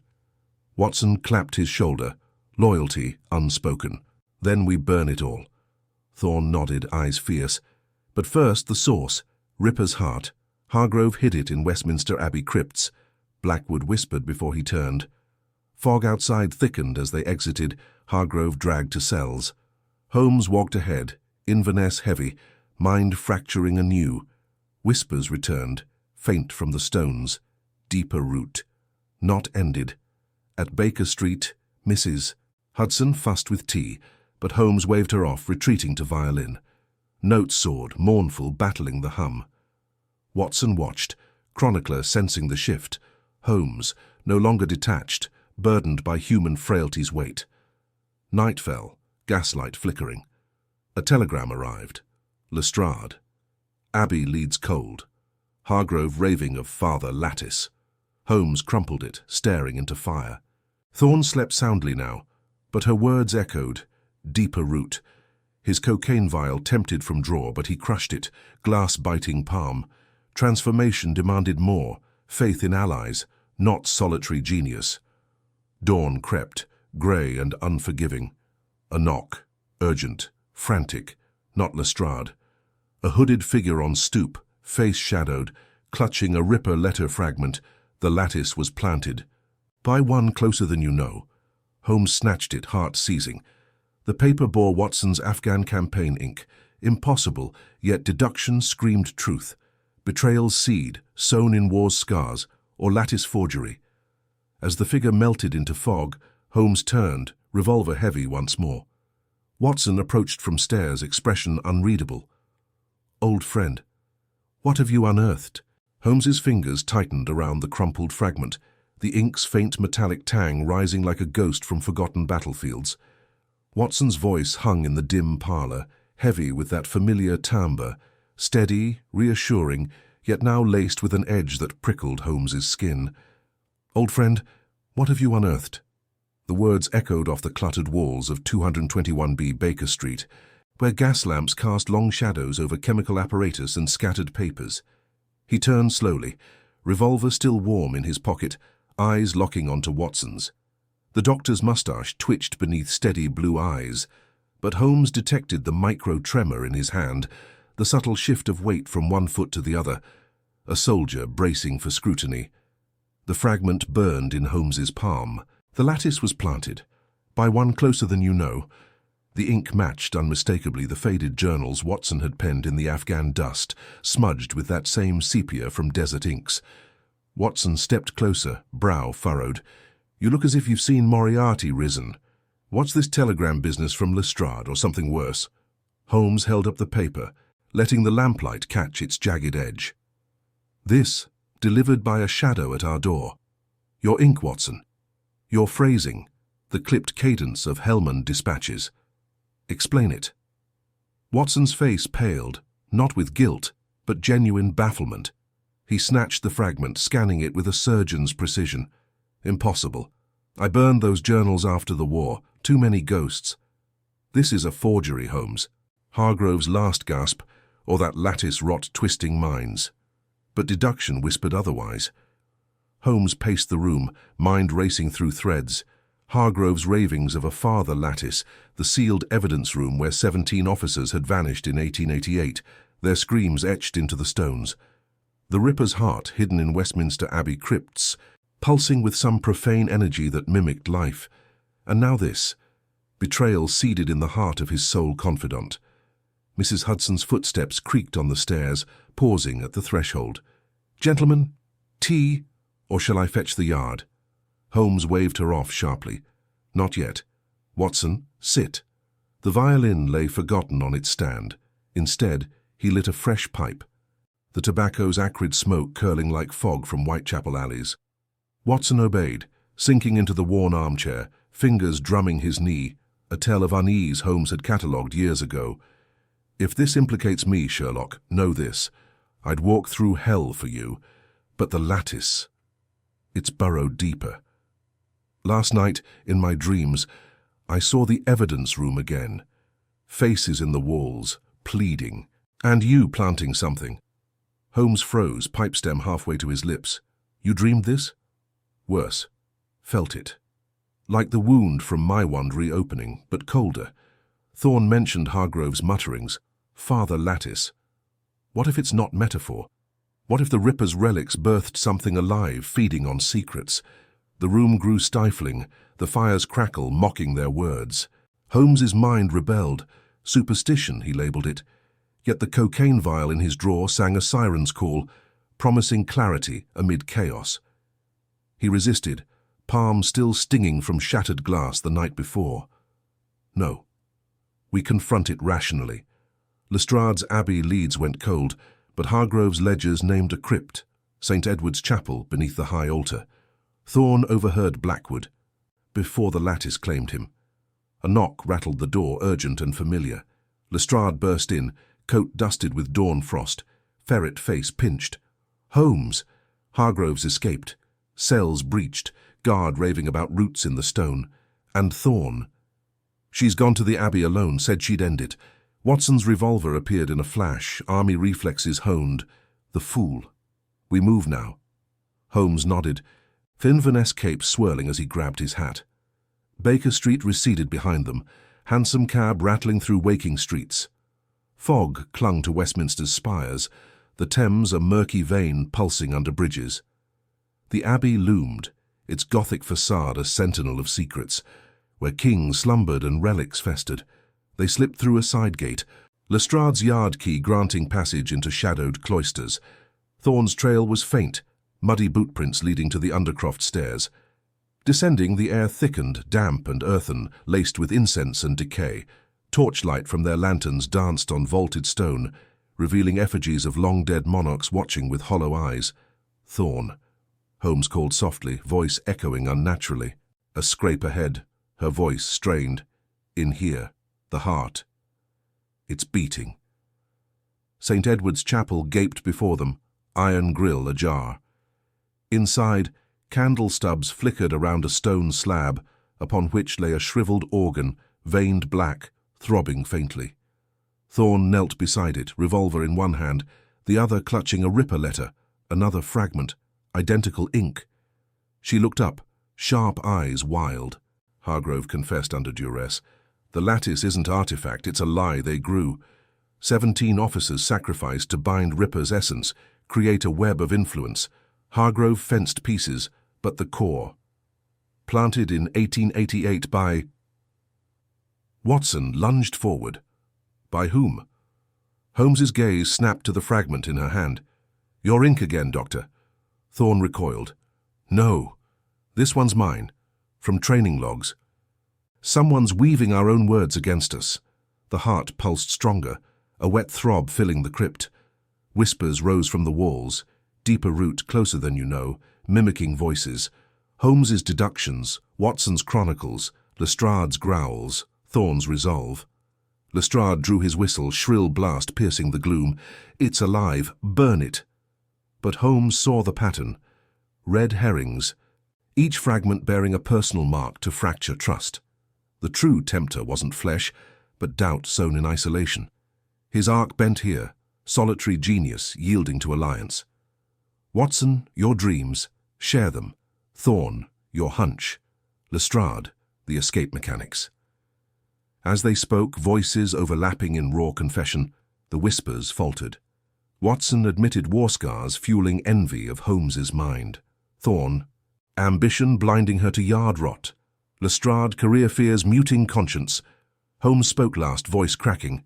My voids, cocaine, detachment, fed this as much as relics. The heart shuddered, cracks spidering its surface. Light pierced from above, a shaft through stained glass, divine in its timing, illuminating not judgment but grace in vulnerability. Footsteps thundered. Hargrove, wild-eyed, bursting in with accomplices, shadows from the smuggling ring. End it, he snarled, lunging for the slab. Chaos erupted. Watson tackled one, revolver barking, non-lethal shots into legs. Lestrade grappled Hargrove, fists flying in grunts and curses. Thorne shielded the heart, firing warning shots. Holmes circled, calculating, then smashed a lantern onto the organ. Flames licked, but it fought. Tendrils of shadow lashing out. Pain seared Holmes's arm as one grazed him, cold fire burrowing doubts anew. Alone, he'd fall. But Watson's shout, together, anchored him. They poured oil from lanterns, igniting fully. Hargrove screamed as flames consumed the heart, his form twisting unnaturally, lattice roots emerging from his skin before crumbling to ash. Silence fell, broken only by labored breaths. The whispers died. Hargrove slumped human once more, defeated. Thorne bandaged Holmes's arm, her touch steady. Lestrade cuffed survivors, muttering respect. Watson clapped Holmes's back, closer than we knew. It was us, all along. Dawn filtered into the crypt as they emerged, Abbey bells tolling redemption. But Holmes paused at the threshold, fragment in hand. One line remained, faint, the root endures, in the evidence room. Back at the yard, repairs underway, but Holmes knew. The true restoration demanded facing the origin. Thorne volunteered first watch, eyes fierce with newfound purpose. Watson poured brandy, a toast to fractures mended. Yet nightfall brought a new tremor, Stones in Baker Street humming faintly. Lestrade's telegram. Room unsealed. Officer's bones, rearranged into a map, pointing to you, Holmes. The detective stared into the fire, allies flanking him. No longer alone, but the deepest route beckoned, promising one final unraveling. The fire in the grate at 221B Baker Street crackled with an unnatural fervor, casting elongated shadows that danced like spectres across the cluttered room. Sherlock Holmes sat rigid in his armchair, the fragment of charred organ clutched in his long fingers, its faint inscription glowing faintly under the lamplight. The stone in his pocket, the one salvaged from the evidence room, vibrated again, a low hum that resonated through his bones, syncing with the unsteady rhythm of his pulse. Watson paced nearby, his moustache twitching with concern, while Lestrade's telegram lay crumpled on the side table. Its words burned into Holmes's mind. Bones rearranged. A map. It points to you. Why me? Holmes murmured, his grey eyes narrowing as he turned the fragment over. The air thickened, heavy with the scent of pipe tobacco and lingering fog from the streets below. His hand trembled slightly, not from fear, but from the gnawing void that idleness always summoned, the siren call of the 7% solution in his drawer. Reason had failed him tonight. The heart's destruction should have ended it, yet here was proof of endurance. The root, it whispered in his thoughts, burrowing deeper than logic could reach. Watson stopped pacing and placed a steady hand on Holmes's shoulder. We've faced worse. Old chap. The Abbey's light broke through. That wasn't coincidence. There's power in what we did together. Lestrade's voice echoed in Holmes's memory from the telegram's urgency. Room unsealed by order of the Commissioner. But something's wrong. Come at once. Holmes rose abruptly, pocketing the stone and fragment. Dawn approaches. We return to the source. Thorne will meet us there. She's holding the perimeter. The hansom cab rattled through the pre-dawn streets of Westminster, gas lamps flickering like dying eyes in the thinning mist. Whitechapel's Ripper-haunted fog clung to their coats, a reminder of 1888's unhealed wounds. Holmes stared out at the passing shadows, his mind a whirlwind. Flashbacks assaulted him. The sealed evidence room door, etched with warnings no rational man would heed. The 17 officers vanished without trace, their files scrubbed as if they never breathed. He'd dismissed the occult mutterings then, chalking it to yard incompetence. But Hargrove's transformation, roots erupting from flesh, shattered that illusion. And now the bones pointed to him. Had his cocaine-fueled deductions unwittingly fed the thing, planted seeds of doubt that let it grow? Thorne waited at Scotland Yard's rear entrance, her sharp eyes scanning the gloom, revolver holstered but hand hovering near. The young constable's face was pale, streaked with grime from her vigil. "It's worse inside," she said flatly, leading them down the echoing corridors. The air grew colder with each step, carrying a metallic tang, like blood long dried. Repairs buzzed faintly in distant wings, hammers and voices. But here silence reigned, broken only by their footfalls. They reached the evidence room. The heavy iron door hung ajar, seals broken by official decree. Thorne pushed it open, and a wave of fetid air washed over them, laced with decay and something sweeter like overripe earth. Holmes stepped in first, lantern raised. The chamber was transformed. Shelves of dusty files and artifacts stood sentinel, but the floor, oh the floor! Bones gleamed white in the lantern's beam, meticulously arranged not in chaos, but in deliberate patterns. Skulls formed arches, femurs traced lines converging on a central point. Rib cages interlocked into symbols Holmes recognized from forbidden texts smuggled through Hargrove's ring. Alchemical sigils for binding souls. Watson gasped, kneeling by a cluster. These are theirs, the 17. Look, the positions match the duty logs. But this... He traced a line with his finger, stopping at the nexus. It spells your initials, Holmes. S.H. surrounded by thorns. Thorne crossed herself instinctively, her voice a whisper. They moved on their own after midnight. I heard chanting, low, like wind through graves. Holmes circled the macabre map, his hawk-like features taut. Genius or madness? The stones from here hummed in his pocket, sinking with a faint pulse from beneath the floorboards. He knelt, prying at a loose plank with his penknife. Splinters gave way, revealing soil black as pitch, veined with glowing roots that writhed like living veins. "The root endures," he breathed, echoing the fragment's prophecy. It centered directly under his initials, throbbing with stolen life force, the officer's essences, harvested to fuel its spread. A crack split the air. The roots surged upward, shattering wood, coiling like serpents toward Holmes. Shadows peeled from the walls, whispers coalescing into voices. "Join us, detective. Your mind is fertile soil." Cocaine visions flashed unbidden, needles glinting, euphoria masking the void. Holmes staggered, arm burning from the Abbey wound, doubt flooding him. Alone, his reason crumbled. The entity knew his weakness, amplified it. Watson fired his revolver, bullets splintering roots that bled ichor. Thorne shielded Holmes, her shots precise, barking orders. Lestrade burst in then. Reinforcements at his heels, uniforms with lanterns and picks. The wiry inspector tackled a tendril aimed at Holmes's throat. "Not on my watch," he growled, face ferret-like in fury. Holmes shook off the haze, mind sharpening. Fire again, but targeted. The map. It's a ritual circle. Disrupt the center. He snatched a lantern from Lestrade, smashing it onto the root nexus. Flames erupted, hungry orange tongues devouring the black mass. The room shook, bones rattling like castanets, screams echoing from the depths, not human, but anguished souls seeking release. Thorne poured oil from a spare can, her hands steady despite the chaos. Watson dragged Holmes back as roots lashed wildly, one grazing his cheek, drawing blood. The detective felt the pull, surrender to the void. Let reason dissolve into bliss. But Watson's grip anchored him. "We're your evidence, Holmes. Flawed, but real. Faith in that." The fire roared, consuming the root. A final pulse, and the whispers silenced. Bones crumbled to dust, scattering like ash in wind. The room stilled, air lightening, carrying faint scents of ozone and fresh earth. Thorne slumped against a shelf, breathing hard. Lestrade cuffed a surviving smuggler lurking in shadows, Hargrove's last lieutenant. Holmes stood amid the embers, fragment warm in his palm, inscription faded to nothing. The root burned, but victory tasted hollow. His eyes fell on a final bone shard, etched not by the entity but by a human hand. Baker Street violin.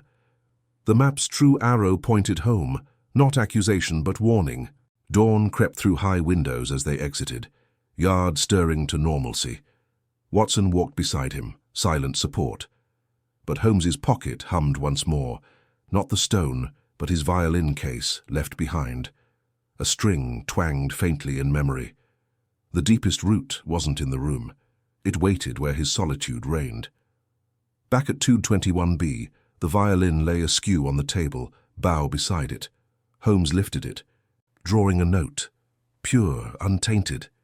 Yet as the tones filled the room, the floorboards creaked, not empty, but harboring one last secret. Something stirred below, drawn by the music, ancient and hungry. Holmes's bow hovered mid-stroke, the violin's note fracturing into silence. The creak beneath the floorboards deepened, not the settling of old timber, but a deliberate scrape, like nails etching wood from within. He lowered the instrument, pulse quickening not from fear, but the electric thrill of deduction unmet. Watson, dozing in his armchair by the fire, stirred at the sound, his hand instinctively reaching for the revolver on the side table. "What was that?" Watson murmured, eyes snapping open, scanning the familiar clutter of 221B Baker Street. The gas lamps flickered, casting long shadows that danced like conspirators across the Persian rug and chemical apparatus. Holmes set the violin down gently, his hawk-like gaze fixed on the floor near the hearth. "Listen." The wood groans, as if breathing. He knelt, pressing his ear to the boards, fingers tracing the grain. Faint vibrations pulsed upward, rhythmic, insistent, a heartbeat echoing the one he'd silenced in the evidence room. But this was no mere echo. The root had spread, tendrils infiltrating his sanctuary, drawn by the music that betrayed his solitude. Watson joined him, revolver drawn, face etched with the weariness of endless nights. "Holmes, we've scorched it from the yard. Hargrove's men are in irons. Lestrade's testimony seals their fate. Let it rest. Rest? Holmes's voice was a razor slicing the air. The entity doesn't rest, Watson. It hungers for the idle mind, the one adrift without pursuit. He recalled the fragment's inscription, now ash, Baker Street violin. Not a warning from the dead, but a lure from the depths. His own cocaine syringe lay hidden in the drawer, a tempter whispering of oblivion. The struggle mirrored his own, reason versus the void. A crack splintered the floorboards, dust sifting like grave soil. Holmes rocked back, grabbing a poker from the fire. Watson fired once, the shot splintering wood, revealing not rot, but a pallid root coiling upward, veined black, pulsing with unnatural life. It reared, blind tendrils questing, brushing Watson's boot. He recoiled, the scent of damp earth and decay flooding the room. Thorne's voice cut through from the street below, sharp, urgent. "Mr. Holmes, it's Lestrade. He's at the door, raving. Says the yard's alive again." Holmes glanced at Watson, a rare flicker of doubt crossing his gaunt features. The inspector so soon? They descended the stairs, roots scrape pursuing like footsteps. "Mrs." Hudson peeked from her kitchen, face pale. "Gentlemen, the basement. It's weeping water, black as pitch." Outside, under the gaslit fog of Baker Street, Lestrade paced, ferret-like face slick with sweat, collar askew. "Holmes, it's not over." The cells, officers vanishing, whispers claiming them. Hargrove confessed before they took him. The root was his seed, planted years ago in Ripper's spoils. But it seeks a host now, one pure of doubt.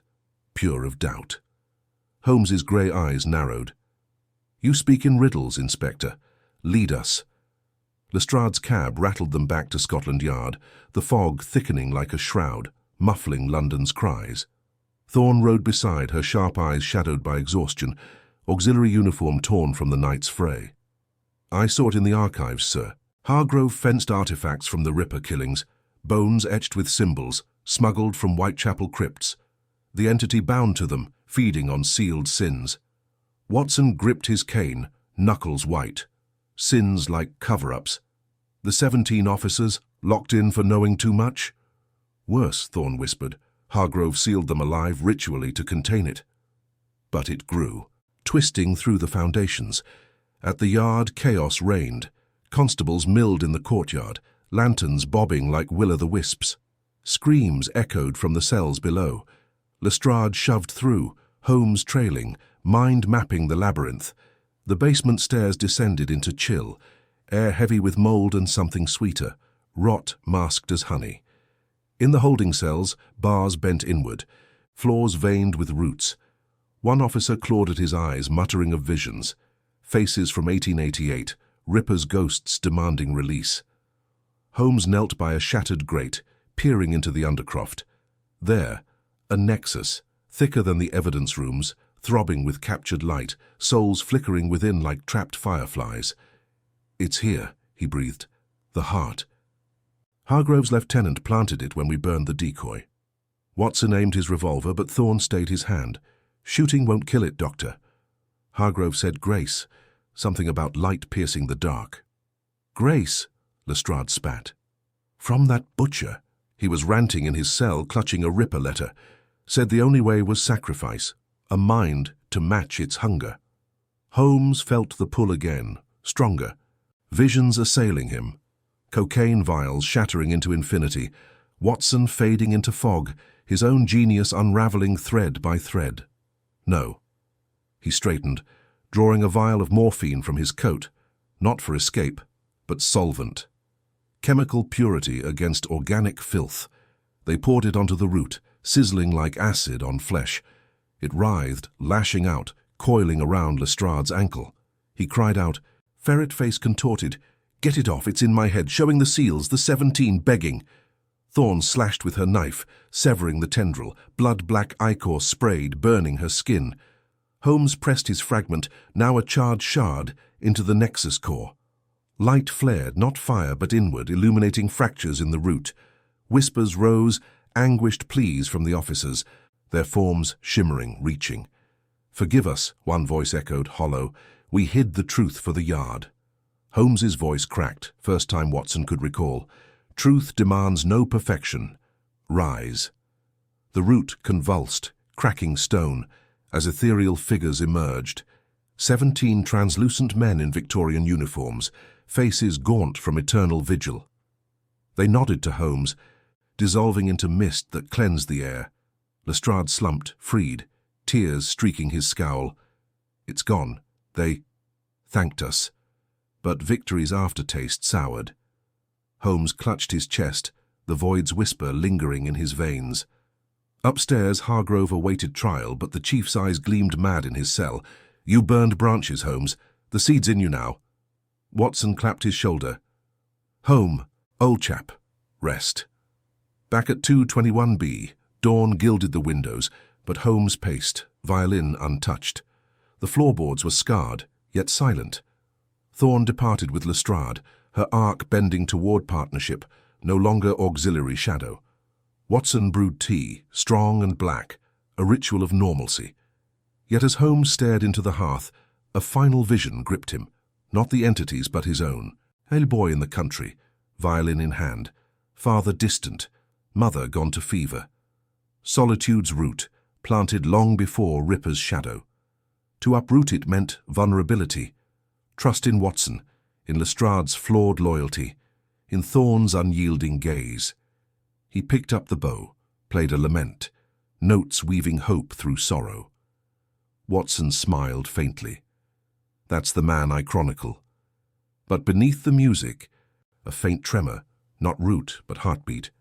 Holmes's own stirring toward redemption, yet Hargrove's words echoed, the seed's in you. Interrogation loomed at noon. What truth would the chief unearth, forcing Holmes to choose, expose the Yard's rot fully or seal it for order's sake? As the clock struck, a knock rattled the door. Not Mrs. Hudson. A voice, gravelly and desperate. Holmes. It's Hargrove's wife. He left a map. Points to your past. Holmes froze mid-note, the violin's lament dying into silence as the knock echoed again, sharper this time, laced with urgency. Watson set down his teacup, hand instinctively drifting toward the revolver in his desk drawer, the morning light filtering through lace curtains, casting long shadows across the scarred floorboards. Holmes's grey eyes narrowed, calculating the timbre of that voice. Gravelly, feminine, edged with desperation he had not anticipated. He crossed the room in 3 strides, flinging open the door. There stood Mrs. Amelia Hargrove, mid-40s, her once stout frame withered by recent sleepless nights, greying hair escaping a frayed bonnet, hands trembling as they clutched a folded parchment yellowed with age. Her eyes, red-rimmed and wild, darted past him into the flat, as if expecting phantoms to emerge from the walls. "Mr. Holmes," she gasped, voice breaking like brittle glass. "Elias. He slipped it to me before they took him down to the cells. Said if the root didn't claim you, this would. It's a map, sir. Not to Ripper haunts or Yard vaults, but to your own beginnings." He laughed when he drew it, mad as the devil, claiming it proves you're no better than him. Holmes took the parchment without a word, his long fingers unfolding it with surgical precision, ink lines spider-webbed across it, familiar landmarks from his rural youth in the Midlands, a crumbling church circled in red, an estate marked with a dagger symbol. Beside it, Hargrove's scrawl, "The seed was planted here, Holmes. Your father's sin, your mother's grave. The Yard's rot mirrors yours. Confess, or it consumes all." Watson's brow furrowed as he peered over Holmes's shoulder, the scent of ink and mildew rising sharp. "Good Lord, that's Foxcroft Grange, your family seat, isn't it? But what's this about a sin? Holmes, you've never spoken of it." Holmes's jaw tightened, the paper crumpling slightly in his grip. "A boy's folly, Watson. Irrelevant echoes. Hargrove flails in chains, conjuring ghosts to drag me down." But Amelia Hargrove stepped forward, her shawl slipping to reveal bruises blooming on her wrists. Self-inflicted or from her husband's rages? "It ain't folly, sir. Elias raved all night after you uprooted that thing in the vaults. Said he learned of it years ago, trading artifacts with smugglers. Your father, Sir Reginald Holmes, was no saint. He consorted with occultists before you were born, hid Ripper relics in that church to protect the family name. Your mother discovered it, confronted him, and in the fever that took her, she cursed the line. Elias said you carry it. The isolation. The cocaine haze when cases go cold. The root found fertile soil in you long before the yard. Holmes recoiled as if slapped, the room's warmth turning cloying, the hearth's embers mocking his composure.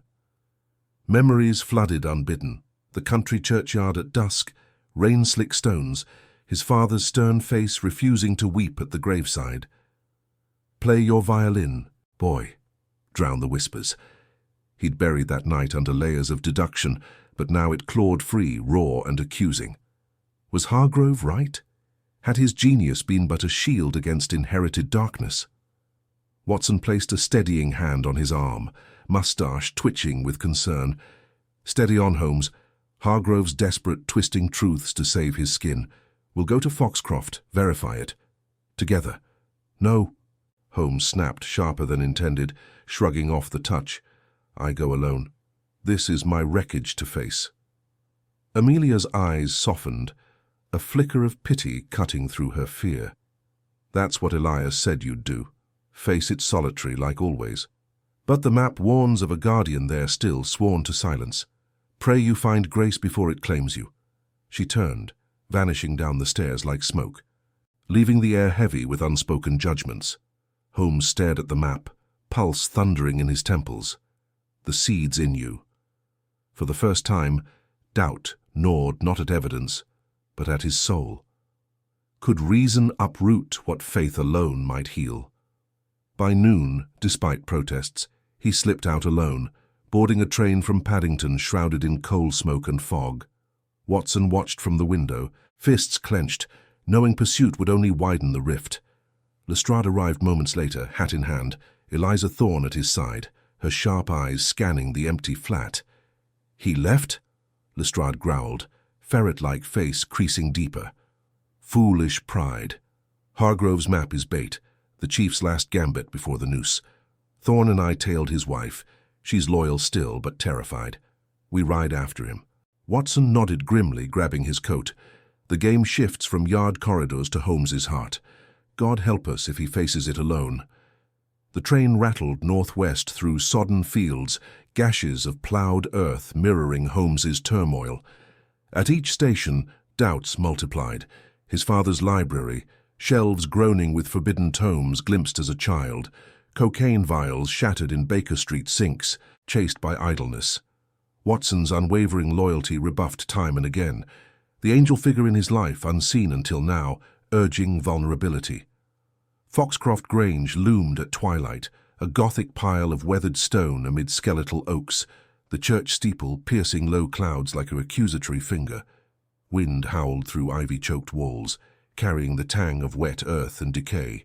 Holmes approached the churchyard gate, lantern flickering, map clutched tight, gravestones tilted like broken teeth, his mother's plot central, Elizabeth Holmes, beloved wife, 1851.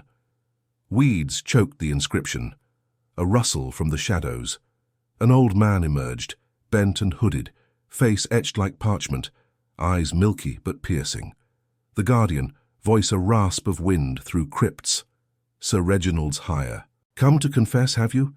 The relics are gone, sold to the yard decades past, but the sin lingers. Pride. He buried his wife's pleas, drove her to despair. You do the same.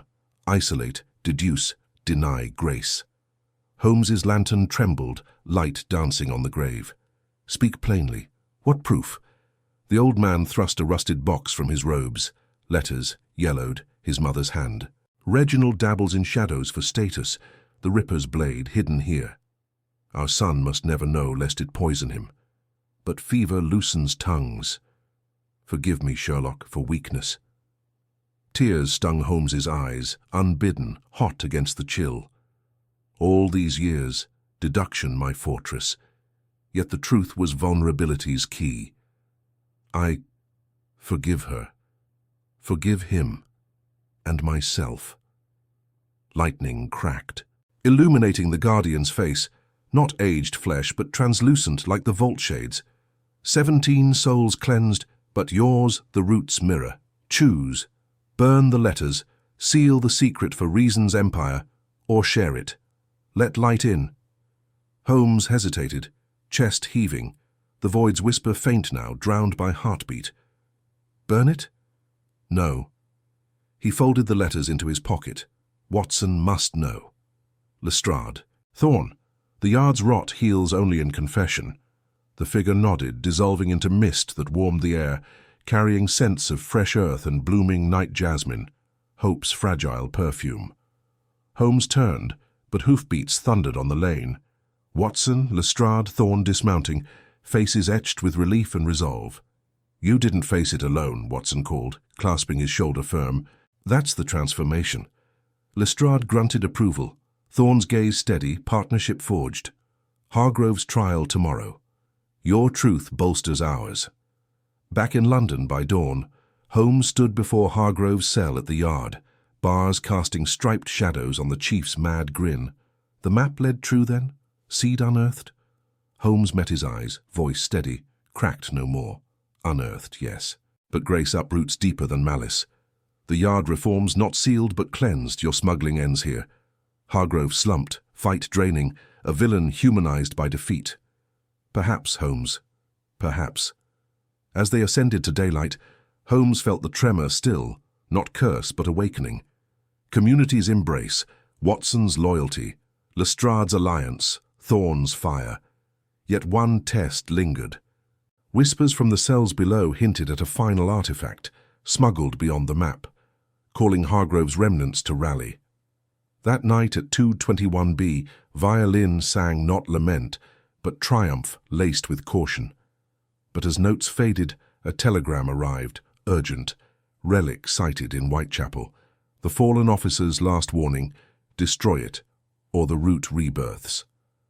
Holmes stared at the telegram, its ink stark against the yellowed paper, the words searing into his mind like acid etched on glass. Relic sighted in Whitechapel. The fallen officer's last warning, destroy it, or the route rebirths. His fingers trembled slightly as he set it down on the cluttered mantel, the violin bow still warm in his other hand. The room at 221B Baker Street felt smaller now, the gas lamps flickering shadows that danced like restless spirits across the walls, lined with chemical apparatus and unanswered correspondence.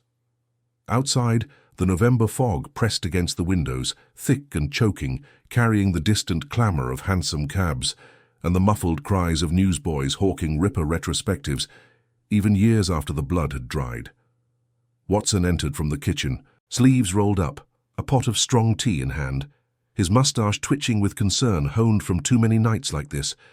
Holmes, you've gone pale. That missive, it's from Thorne. Holmes nodded, voice measured, but laced with the undercurrent of dread he could no longer suppress. Eliza confirms it.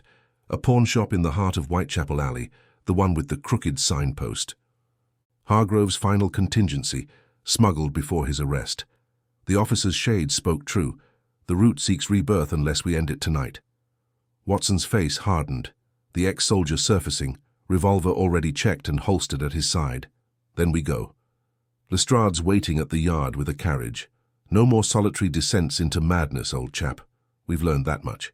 The carriage rattled through the fog-veiled streets, wheels splashing through puddles that reflected the sickly yellow gaslight. Holmes sat rigid, mind racing through deductions. The relic, an obsidian amulet etched with alchemical sigils, last catalogued in the evidence room before the ceiling. Hargrove hadn't just fenced Ripper trophies. He'd awakened something older, a parasitic hunger that fed on institutional corruption, binding souls to silence. 17 officers, not murdered, but entombed in eternal vigil, their whispers a plea for severance. Holmes's hand strayed to his pocket, fingers brushing the folded letters, the confessions of grace that had spared him. Vulnerability's key, the Guardian had said, but could reason wield it against the irrational? They arrived at Whitechapel Alley as midnight tolled from a distant spire, the air heavy with the stench of uncollected refuse and cheap gin. The pawnshop, Grimsby's emporium of curios, squatted like a toad amid leaning tenements, its windows grimed and barred. Constable Eliza Thorne waited in the shadows, her sharp eyes glinting under the brim of her helmet, uniform crisp despite the night's damp chill. "She's inside," Holmes murmured to her. "The proprietor's a Hargrove plant. widower, debts piled high. The relic draws him like a moth. Lestrade spat into the gutter, his ferret-like features twisted in disgust. My men raided it yesterday, empty safe, back door ajar. Whatever it is, it's mobile now. Thorne tailed a customer who bought oddities matching the description. Enter first, Holmes instructed, pulse quickening. Watson, cover the alley. Lestrade, Thorne, flank the rear. No guns unless it turns spectral. The door creaked open on rusted hinges, bell tinkling faintly like a death knell. Inside, the shop reeked of dust-moated air and forgotten incense, shelves groaning under brass astrolabes, tarnished silver and yellowed grimoires. Candlelight guttered from a back room, casting elongated shadows that seemed to writhe independently. Holmes moved silently, hawk-like eyes scanning. A displaced candlestick, fresh bootprints in sawdust, leading behind a velvet curtain. "Grimsby?" he called softly, feigning casual interest. A rasp answered from the gloom. "Browsing late, Gov. Rare finds tonight." Holmes parted the curtain, revealing the pawnbroker hunched over a workbench, gnarled hands polishing a black stone pendant that pulsed with unnatural warmth. The relic. Up close, its surface swirled like oil on water, whispers emanating, not words but urges. Hoard, conceal, corrupt. Grimsby's eyes, bloodshot and vacant, lifted slowly. "Hargrove sends regards," he muttered. Voice not his own. "The root remembers your meddling."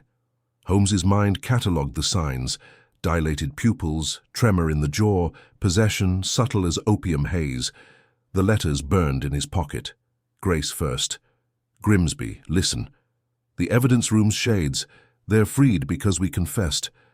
Hargrove's greed chained you. Burn it. Choose light." The man laughed, a wet, hollow sound, lunging with a hidden blade. Holmes dodged, the knife grazing his coat, pinning him against a shelf that toppled in a cascade of porcelain skulls and jeweled reliquaries. Watson burst through the front, revolver drawn, but froze at the sight. Grimsby's face contorting, veins blackening as the relic flared crimson. Thorne and Lestrade piled in from the rear, the inspector tackling Grimsby, while the constable snatched the amulet. It burned her palm, blistering flesh, but she hurled it into the hearth's dying embers. "No!" the pawnbroker shrieked, thrashing like a man drowning. "The root, it hungers." Flames licked the obsidian, cracks spiderwebbing its surface. The air thickened, temperature plummeting. Breath fogging as presences materialized, translucent forms of the 17 officers, gaunt and resolute, circling the blaze. Their leader, the spectral guardian Holmes had faced in the vault, extended a hand. "Sever it, detective. For the yard. For your soul." Holmes knelt beside the writhing Grimsby, voice steady amid the chaos. "The letters. Read them in your cell tomorrow." Hargrove broke. "You can mend. The corruption ends with confession, not concealment." Grimsby gasped, eyes clearing as the relic shattered with a sound like breaking bone, shards crumbling to ash. The shades nodded solemnly, dissolving into motes of light that warmed the frigid air, carrying away the shop's oppressive pall. Fresh wind gusted through the shattered door, scented with rain-washed streets. Lestrade cuffed the pawnbroker, who slumped in exhausted relief. Thorne bandaged her hand, wincing but fierce. "You did it, Holmes. The root's dead." Watson clapped his shoulder, loyalty etched deep. Not alone, remember. Outside, as constables swarmed to secure the scene, Holmes gazed at the fog lifting under emerging stars. The tremor in his chest had stilled, not eradicated, but transformed into resolve. Reason affirmed yet graced by the irrational, forgiveness as the ultimate deduction. Hargrove's trial would expose the rot, reforms sweeping the yard under Lestrade's humbled watch, Thorne's star rising, Watson's chronicles enriched. But as they boarded the carriage homeward, a faint whisper lingered in Holmes's ear, not from the relic, but deeper within. One shard unaccounted for, smuggled by a yard insider still free. Dawn's light revealed a bloodied glove dropped in the alley, monogrammed with initials not Grimsby's, E.H. Hargrove's successor. The game, it seemed, pressed on toward its final revelation. The carriage rattled over cobblestones slick with night rain, the horse's hooves clipping a staccato rhythm that echoed Holmes's pulsing thoughts. Fog clung to the windows like a shroud, but inside, the air hummed with fragile victory. Watson slumped against the seat, his mustache twitching as he stifled a yawn, the weight of the night's ordeal pressing on his sturdy frame. Lestrade nursed his bandaged knuckles, eyes darting to the bloodied glove clutched in Holmes's gloved hand, the monogram EH glinting faintly under the lantern's sway. Thorne sat ramrod straight, her sharp eyes shadowed by fatigue, yet burning with that unyielding fire. She flexed her wounded hand, the bandage spotted red. That glove wasn't Grimsby's. Hargrove's trial starts at dawn, but if there's another... Holmes held the leather aloft, turning it slowly. Elias Hargrove's initials, yes. But the man rots in irons at Newgate. This suggests a protégé, or perhaps a fabrication to mislead. His mind raced, piecing fragments.